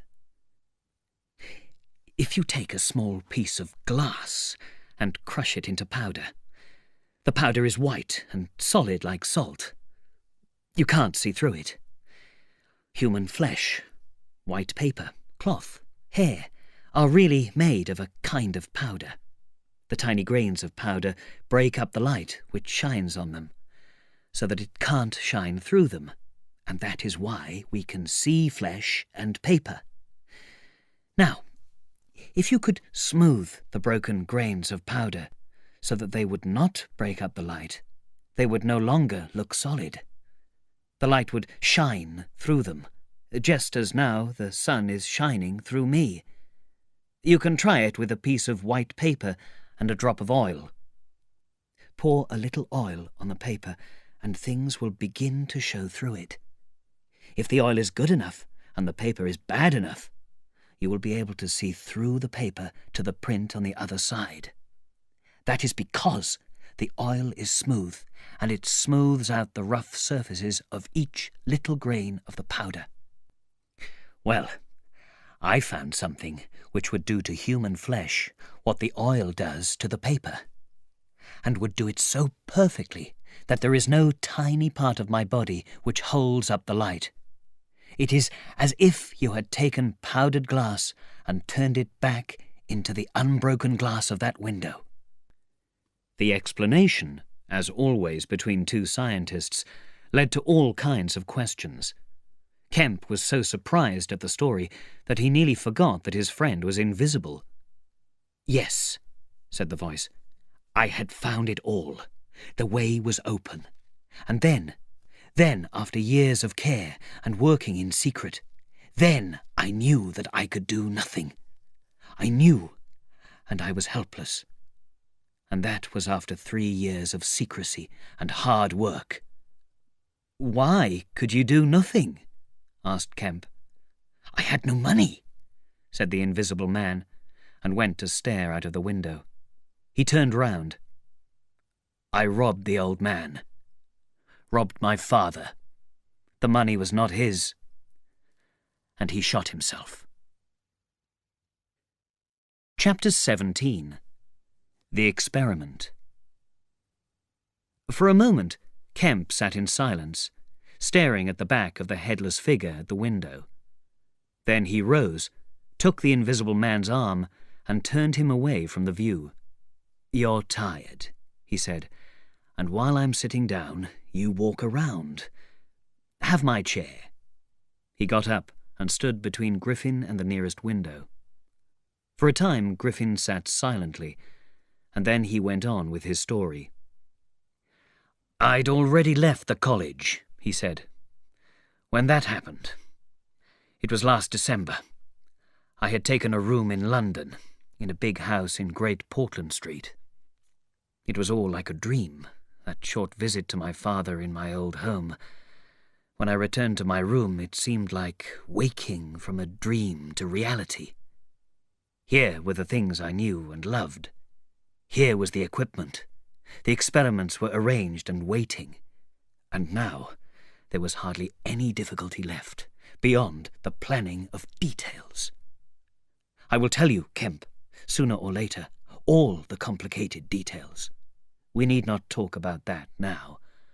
For the most part, except for certain words I chose to remember, they are written in those books that tramp has hidden, in a way that only I can understand. We must hunt him down. First, I tried some white wool.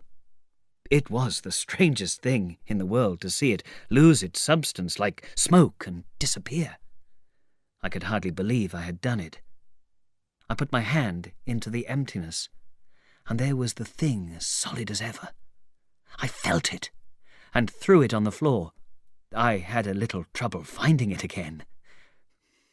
And then I heard a noise behind me, and, turning, saw a white cat, very dirty, outside the window. A thought came into my head.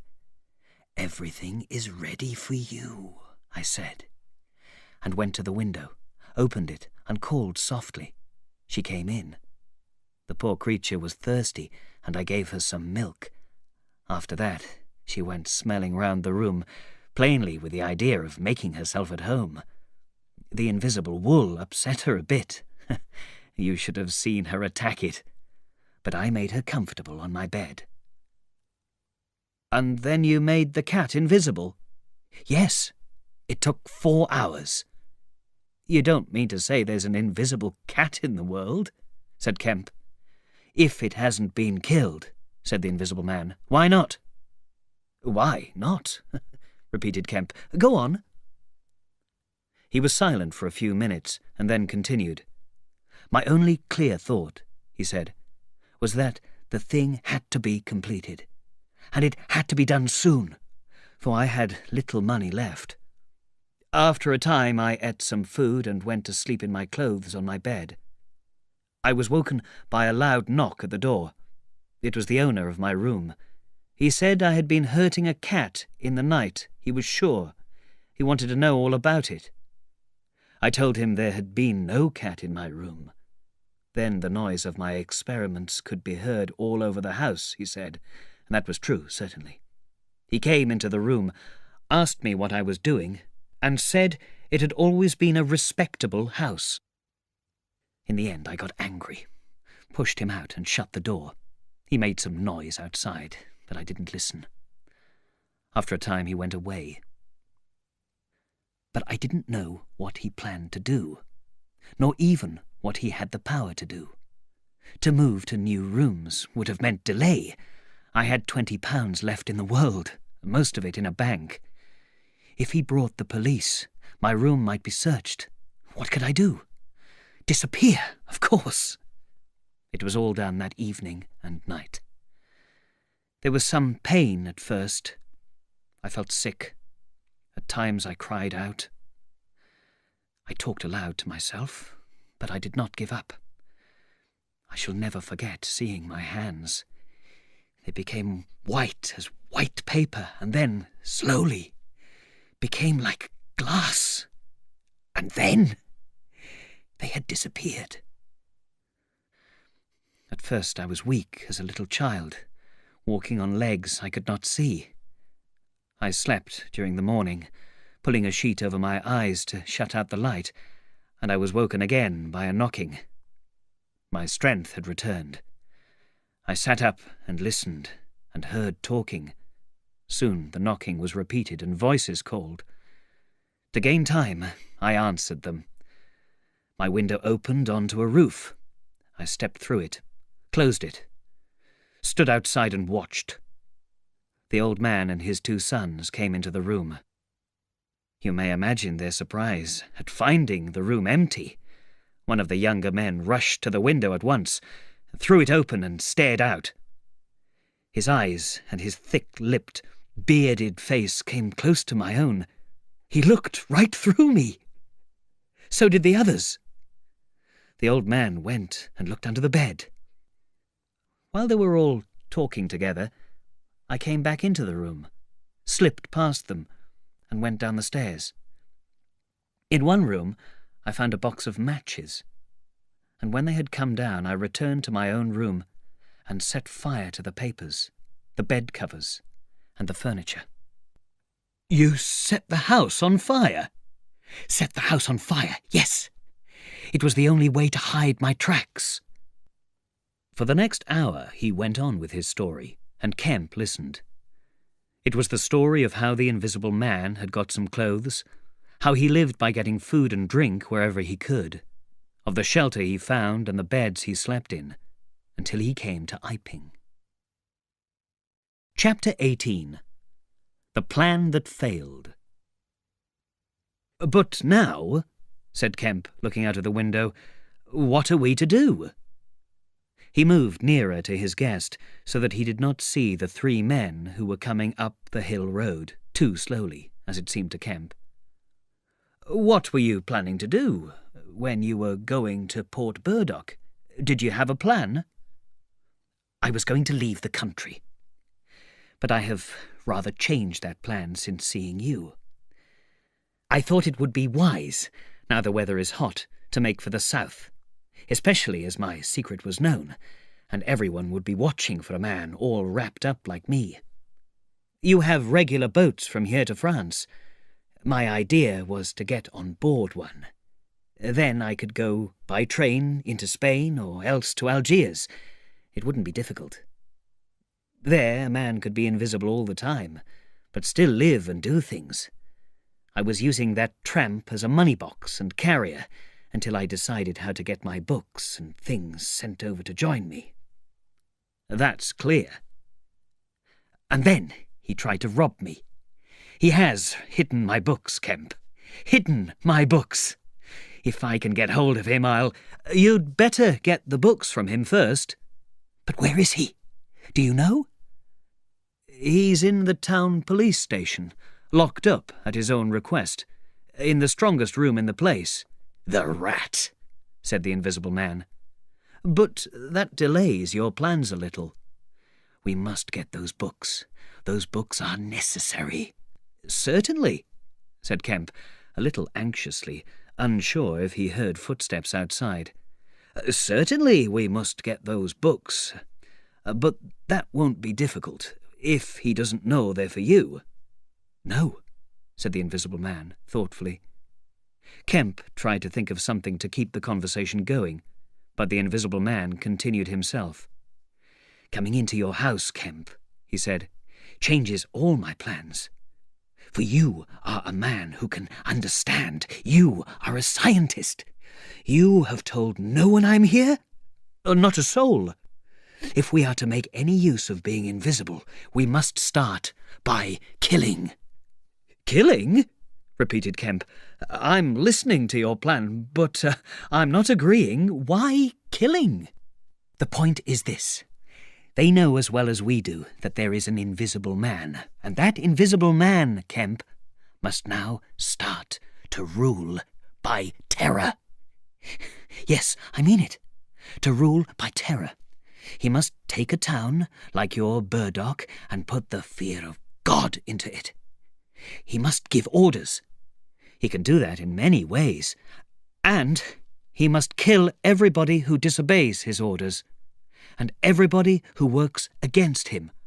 Really? Said Kemp, no longer listening to Griffin, but to the sound of his front door opening and closing. The Invisible Man had also heard the sound. Listen, he said. What is that downstairs? Nothing, said Kemp, and suddenly he began to speak loud and fast. I don't agree to this, Griffin, he said. Understand me, I don't agree to this. Why do you wish to be alone? Why not tell everyone? Think how much better it would be. You might have 1,000,000 helpers. The Invisible Man raised his hand. There are footsteps coming upstairs, he said. Nonsense, said Kemp. Let me see, said the Invisible Man, and went to the door and listened.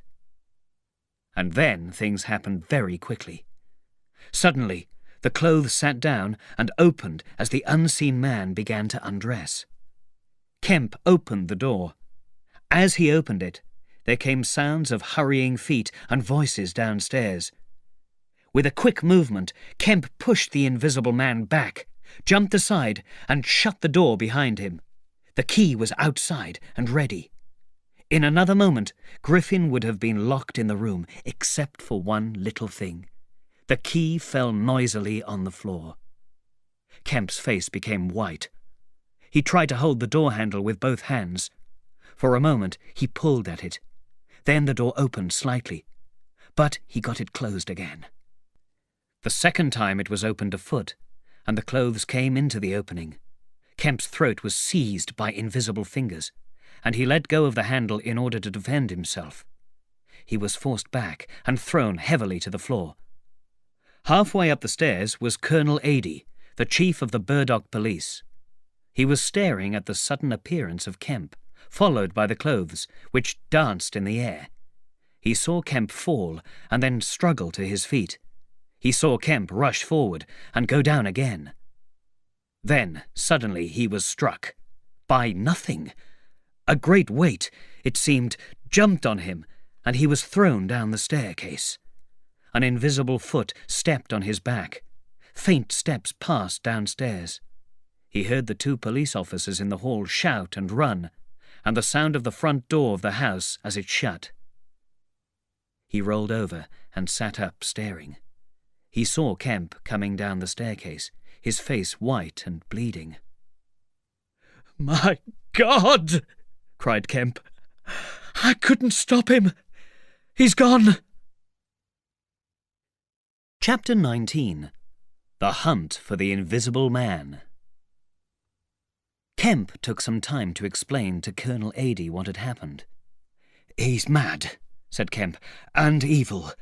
He thinks of nothing but his own advantage, his own safety. I've listened this morning to a terrible story of cruelty and pride. He has wounded men. He'll kill them unless we can prevent him. He plans to rule by terror. Nothing can stop him. He's loose outside there now, and he's mad." "He must be caught," said Adie. "That's certain." "But how?" cried Kemp, and suddenly became full of ideas. "You must begin immediately. You must set every man to work. You must prevent him leaving this place. If he gets away, he may go through the country, killing as he goes. The only thing that may keep him here is the thought of finding some books which he values very much. I will tell you about them. There is a man in your police station. Marvel." "I know," said Adie. "I know. Those books, yes, but the Invisible Man says he hasn't got them, but he thinks Marvel has. Now listen, you must prevent him from eating or sleeping. Day and night the country must be on the watch for him. Food must be locked up, all food, so that he will have to break into a house or shop to get it. The houses everywhere must be shut against him. For 20 miles round Port Burdock, the whole country must begin hunting and keep on hunting. I tell you, Adie, he's dangerous. Unless he's caught, It's terrible to think of the things that may happen."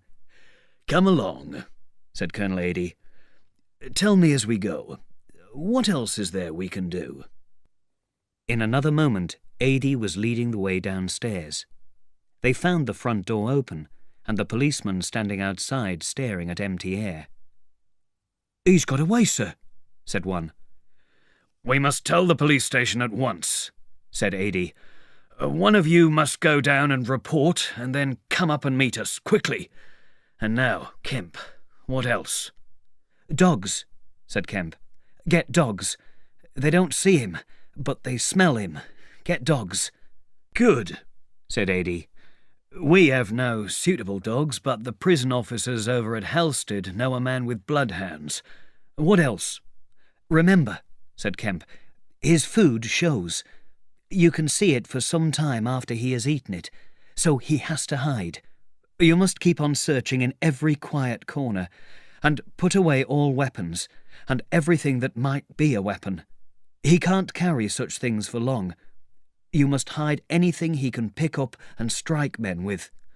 "Good again," said Adie. "We'll find him yet." "And the roads," said Kemp, and hesitated. "Yes," said Adie. "Broken glass," said Kemp.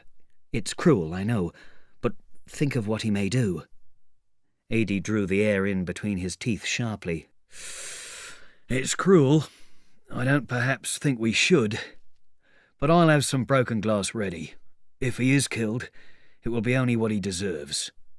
"The man is mad, I tell you," said Kemp. "He will do anything. We must catch him by any possible means. He has cut himself off from the human race." Chapter 20. The Wicksteed Murder. The Invisible Man seems to have rushed out of Kemp's house in blind anger. A little child playing near Kemp's gateway was violently picked up and thrown to one side, so that his leg was broken, and then for some hours the Invisible Man disappeared completely. No one knows where he went or what he did, but we can think of him hurrying through the hot June morning, up the hill and onto the open land behind Port Burdock, and hiding at last in the woods. There he hid for 2 hours, while a growing crowd of men was hunting him across the country with dogs, and searching for him in every direction. In the morning he had still been just a story, a terror. In the afternoon, mainly because of Kemp's story, he was shown to be a real enemy who had to be caught and held by force, and the countryside began organizing itself very quickly. Before 2 o'clock, he might still have escaped from the area by boarding a train, but after 2, that became impossible. Every passenger train between Southampton, Winchester, Brighton and Horsham travelled with locked doors, and the goods trains were almost entirely stopped. And in a great circle of 20 miles round Port Burdock, men armed with guns and sticks were soon setting out in groups of 3 and 4 with dogs to search the roads and fields. Police on horseback followed the country roads, stopping at every house and warning people to lock their doors and not to go out unless they were armed. All the schools had closed before 3 o'clock, and the frightened children, keeping together in groups, hurried home. A notice written by Kemp was put up everywhere, telling people clearly what must be done, that the Invisible Man must have neither food nor sleep, that a continuous watch must be kept for signs of him. Before night, the whole country was on guard, and also before night came news of the murder of Mr. Wicksteed. Somewhere on the road, the Invisible Man must have picked up an iron bar. Mr. Wicksteed, a quiet, harmless man on his way home from work, had, no doubt, seen an iron bar walking by itself, and had turned to follow it. Perhaps the Invisible Man imagined he was one of the hunters. We only know that he stopped quiet little Mr. Wicksteed, attacked him, broke his arm, knocked him down, and beat his head to pieces. Then there is the story of a voice heard by some men in a field, laughing and crying. Across the field it went and was lost. The invisible man must have seen the use Kemp had made of his story. He must have found all the houses shut and locked, and seen the groups of men with dogs watching. He knew that he was a hunted man. In the night he must have eaten and slept, for on the last morning he was himself again, and ready for his struggle against the world. Chapter 21. The Attack on Kemp's House. Kemp was reading a strange letter, written in pencil on a dirty sheet of paper. "You have been very clever, though what you gain by it I cannot think. You are against me. For a whole day you have hunted me. You have tried to rob me of a night's rest. But I have had food. I have slept, and we are only beginning. We are only beginning. There is nothing to be done but to start the terror. This is the first day of the terror. Port Burdock is no longer under the Queen. Tell your police and the rest of them it is under me, the Terror. I am Invisible Man the First. We shall begin with the death of a man named Kemp. He will die today. He may hide himself away and collect guards around him. Death, the unseen death, is coming. The game begins. Death starts. If you help him, my people, death may fall on you too. Today, Kemp is to die." Kemp read this letter twice. "That's his voice," he said, "and he means it." He got up slowly, leaving his lunch unfinished. The letter had come by the 1 o'clock post, and went into his study. He rang the bell for his servant and told her to go round the house immediately and see that all the windows were shut. He closed the study windows himself. From a locked drawer in his bedroom, he took a little revolver, examined it carefully, and put it into his pocket. He wrote a number of short notes, one to Colonel Adey, and gave them to his servant to take. "There is no danger to you," he said. He thought for a time, and then returned to his meal. Finally, he struck the table. "We will have him," he said. "He'll go too far." He went up to his room, carefully shutting every door after him. "It's a game," he said, "a strange game.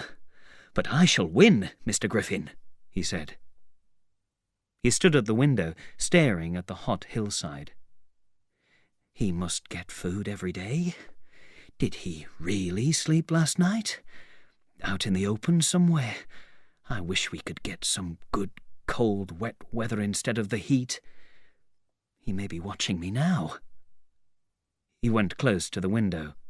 Something hit the wall above the window. "I'm getting worried," said Kemp. But it was 5 minutes before he went to the window again. "It must have been a bird," he said. Soon he heard the front doorbell ringing and hurried downstairs. He unchained and unlocked the door and opened it without showing himself. It was Adey. "Your servant's been attacked, Kemp," he said round the door. "What?" exclaimed Kemp. "She had that note of yours taken away from her. He's very near. Let me in." Kemp opened the door a few inches, and Adey came in. He stood in the hall, looking at Kemp locking the door. Kemp swore. "What a fool I was," he said. "I might have known already." "What's the matter?" said Adey. "Look here," said Kemp, and led the way towards his study. He handed Adey the Invisible Man's letter. Adey read it. "And you?" said Adey. The sound of a breaking window came from upstairs. Adey saw the little revolver half out of Kemp's pocket. "It's a window upstairs," said Kemp, and led the way up. There came a second noise while they were still on the staircase. When they reached the study, they found 2 of the 3 windows broken, the floor covered with broken glass, and one big stone lying on the writing table. The 2 men stopped in the doorway. Kemp swore again, and as he did so, the 3rd window broke with a crack like a gunshot, and the broken glass fell into the room. "What's this for?" said Adie. "It's beginning," said Kemp. "There's no way of climbing up here." "Not even for a cat," said Kemp. Stones came flying in, and then it sounded as if someone was banging on the windows downstairs. The 2 men stood outside the study, not knowing what to do. "I know," said Adie. "Let me have a stick or something, and I'll go down to the station and get the man with the bloodhounds. They'll find him." Another window broke. "You haven't got a revolver?" asked Adie. Kemp's hand went to his pocket. Then he paused. "I haven't one. At least, none that I want to part with." "I'll bring it back," said Adie. "You'll be safe here." Kemp gave him the weapon. "Now for the door," said Adie.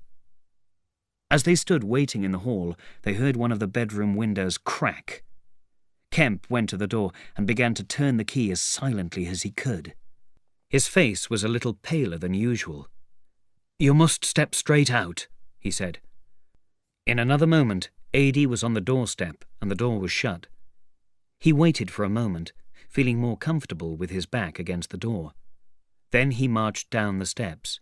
He crossed the grass and had almost reached the gate when something moved near him.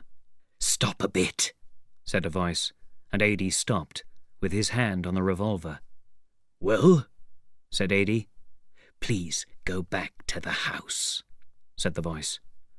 "No," said Adie. He thought of trying a shot in the direction of the voice. "What are you going to do?" said the voice. "What I do is my own business," said Adie. The words were still on his lips when an arm came round his neck. He felt a knee in his back, and his head was forced backward. He fired the gun wildly, and in another moment he was struck in the mouth, and the weapon was taken from his hand. He tried to struggle, and was thrown on his back. "You devil!" said Adie. The voice laughed. "I would kill you now, if it wasn't a waste of a shot," it said. Adie saw the revolver in the air, 6 feet off, pointing at him. "Well?" said Adie, sitting up. "Get up," said the voice. Adie stood up. "Stand still," said the voice, and then firmly, "Don't try any tricks. Remember, I can see your face if you can't see mine. You've got to go back to the house." "He won't let me in," said Adie. "That's a pity," said the invisible man. "It isn't you I want to kill." Adie glanced away from the revolver and saw the sea far off, very blue and dark under the bright sun. He saw the smooth green hill, the white rocks of the coast, and the spreading town, and suddenly he knew that life was very sweet. His eyes came back to this little metal thing hanging between heaven and earth, 6 feet away. "What must I do?" he asked. "What must I do?" asked the invisible man. "If I let you go, you'll get help. The only thing is for you to go back to the house." "I'll try. If he lets me in, will you promise not to charge the door?" "I don't want to fight you," said the voice. Kemp had hurried upstairs after letting Adie out, and now, looking through a broken window, he saw Adie stand talking with the unseen enemy. "Why doesn't he fire?" said Kemp to himself. Then the revolver moved a little. "That's strange," he said. "Adie has given up the revolver." "Promise not to charge the door," Adie was saying. "Give me a chance." "Just go back to the house. I tell you, I'll promise nothing." Adie seemed to decide suddenly. He turned towards the house and walked slowly with his hands behind him. Kemp watched him. The revolver appeared, a small dark object, following Adie. Then things happened very quickly. Adie jumped at the small object, missed it, threw up his hands and fell forward on his face. A little ball of blue smoke rose into the air. Kemp did not hear the sound of the shot. Adie raised himself on one arm, fell forward, and lay still. For a time, Kemp remained looking at Adie as he lay peacefully on the grass. The day was very hot and still. Nothing seemed to move. Adie lay on the grass near the gate. The curtains of all the houses down the hill road were drawn, but in one little green garden hut was a white figure, rather like an old man asleep. Kemp's eyes returned to Adie. The game was not beginning well. Then came a ringing and a knocking at the front door, but nobody opened it. Silence followed. Kemp sat listening, and then began to look carefully out of the 3 windows, one after another. He went to the stairs and stood listening anxiously. What was his enemy doing? Suddenly there was a banging from below. He waited and went down the stairs again. The house was filled with the sound of heavy blows and breaking wood. He went into the kitchen. The door was being broken down with an axe. Kemp went back into the passage, trying to think. In a moment, the invisible man would be in the kitchen. This door would not keep him a moment, and the front doorbell rang again, and Kemp heard voices. It was the policeman with the servant. He ran into the hall, opened the door, and 3 people fell into the house in a pile. Kemp shut the door again. "The invisible man," said Kemp.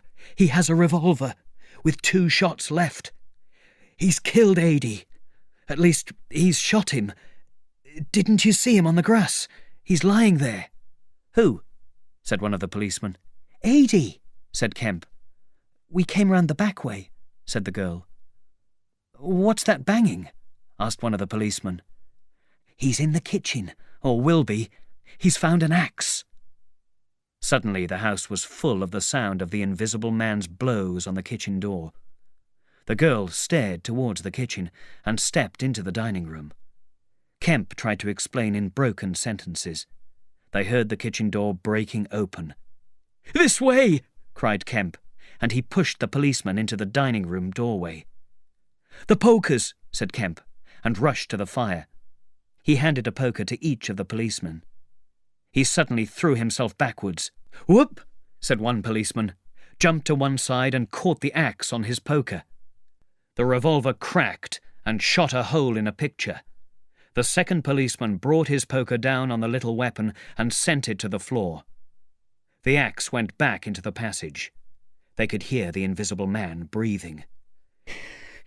"Stand away, you 2, he said. "I want that man Kemp." "We want you," said the first policeman, taking a quick step forward and striking with his poker at the voice. The invisible man must have stepped back and fallen over a chair. Then, as the policeman went after him, the invisible man returned and struck him down. But the second policeman, aiming behind the axe with his poker, hit something soft that cracked.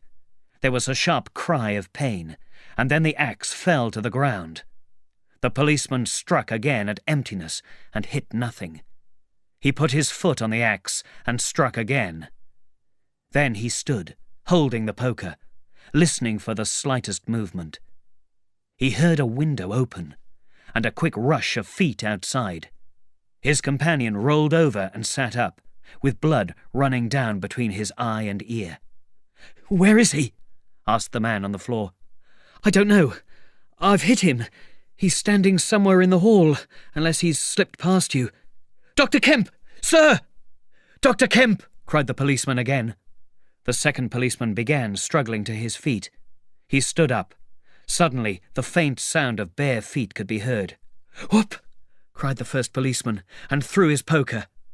He started to go after the invisible man. Then he changed his mind and stepped into the dining room. "Dr. Kemp!" he began. The dining room window was wide open, and neither servant nor Kemp was to be seen. Chapter 22. The hunter hunted. Kemp had set off running to save his life, as he had seen Mr. Marvel run down the hill road. Never, he thought, had he seemed to run so slowly. People looked at him. They saw fear in his face. Now he was rushing to the town below, where people were standing or walking in groups. He slowed down and then heard rapid footsteps behind. "The Invisible Man!" he cried. He thought of going into the police station, but changed his mind, turned down a side street, and then into a yard, into a little house, and so back into the main road. A crowd had collected in the street. There was a noise of running feet. A big man, a few yards away, was swinging a heavy spade, striking at something. Another man came out of a shop with a thick stick in his hand. "Spread out! Spread out!" cried someone. Kemp stopped and looked round, breathing heavily. "He's close," he cried. "Form a line across." He was hit hard under the ear and tried to turn round towards his unseen enemy. Then he was hit again under the jaw and fell to the ground. In another moment a knee was digging into his chest and hands held his throat, but one hand was weaker than the other. Then the spade of the big man came through the air above him and struck something. He felt warm blood on his face. The hold on his throat was loosened, and Kemp rolled on top of his enemy. "I've got him!" cried Kemp. "Help! Help! Hold him! He's down! Hold his feet!" In another second there was a rush of people to the struggle. There was no shouting after Kemp's cry, only a sound of blows and feet and heavy breathing. Then the Invisible Man got to his feet. Kemp still held his legs. Then someone got hold of his neck and pulled him back. Down went the pile of struggling, kicking men again. Then suddenly came a wild cry that died away into silence. "Get back!" cried Kemp. "He's hurt! I tell you, stand back!" A doctor was feeling the unseen body. "The mouth is all wet," he said. He stood up quickly and then knelt down on the ground by the side of the unseen thing. More people joined the pushing crowd. Men were coming out of the houses. The doors of the inn stood wide open. Very little was said. Kemp felt around him. His hand seemed to pass through empty air. "He's not breathing," he said, and then, "I cannot feel his heart. His side. An old woman, looking under the arm of the big man with a spade, cried out. "Look there!" she said and pointed. And looking where she pointed, everyone saw a shadowy, cloudy body. At first they could see through it, but it was becoming more solid every moment. "Hullo!" cried the policeman. "Here are his feet showing." And so, slowly, beginning at his hands and feet, and spreading slowly to the centre of his body, that strange change continued. It was like the slow movement of a poison. They saw the glassy bones, then the flesh and skin, misty at first, but slowly growing thicker and harder and more solid. Soon they could see his chest and his shoulders and the faint shape of his face. When at last the crowd made way for Kemp to stand back, there lay the bare and broken body of a young man of about 30. His hair was white, not grey with age, but white as snow, and his eyes were bright like jewels. His expression was one of anger and fear. "Cover his face!" cried a man. "In God's name, cover that face!" Someone brought a sheet. They covered him and carried him into the inn.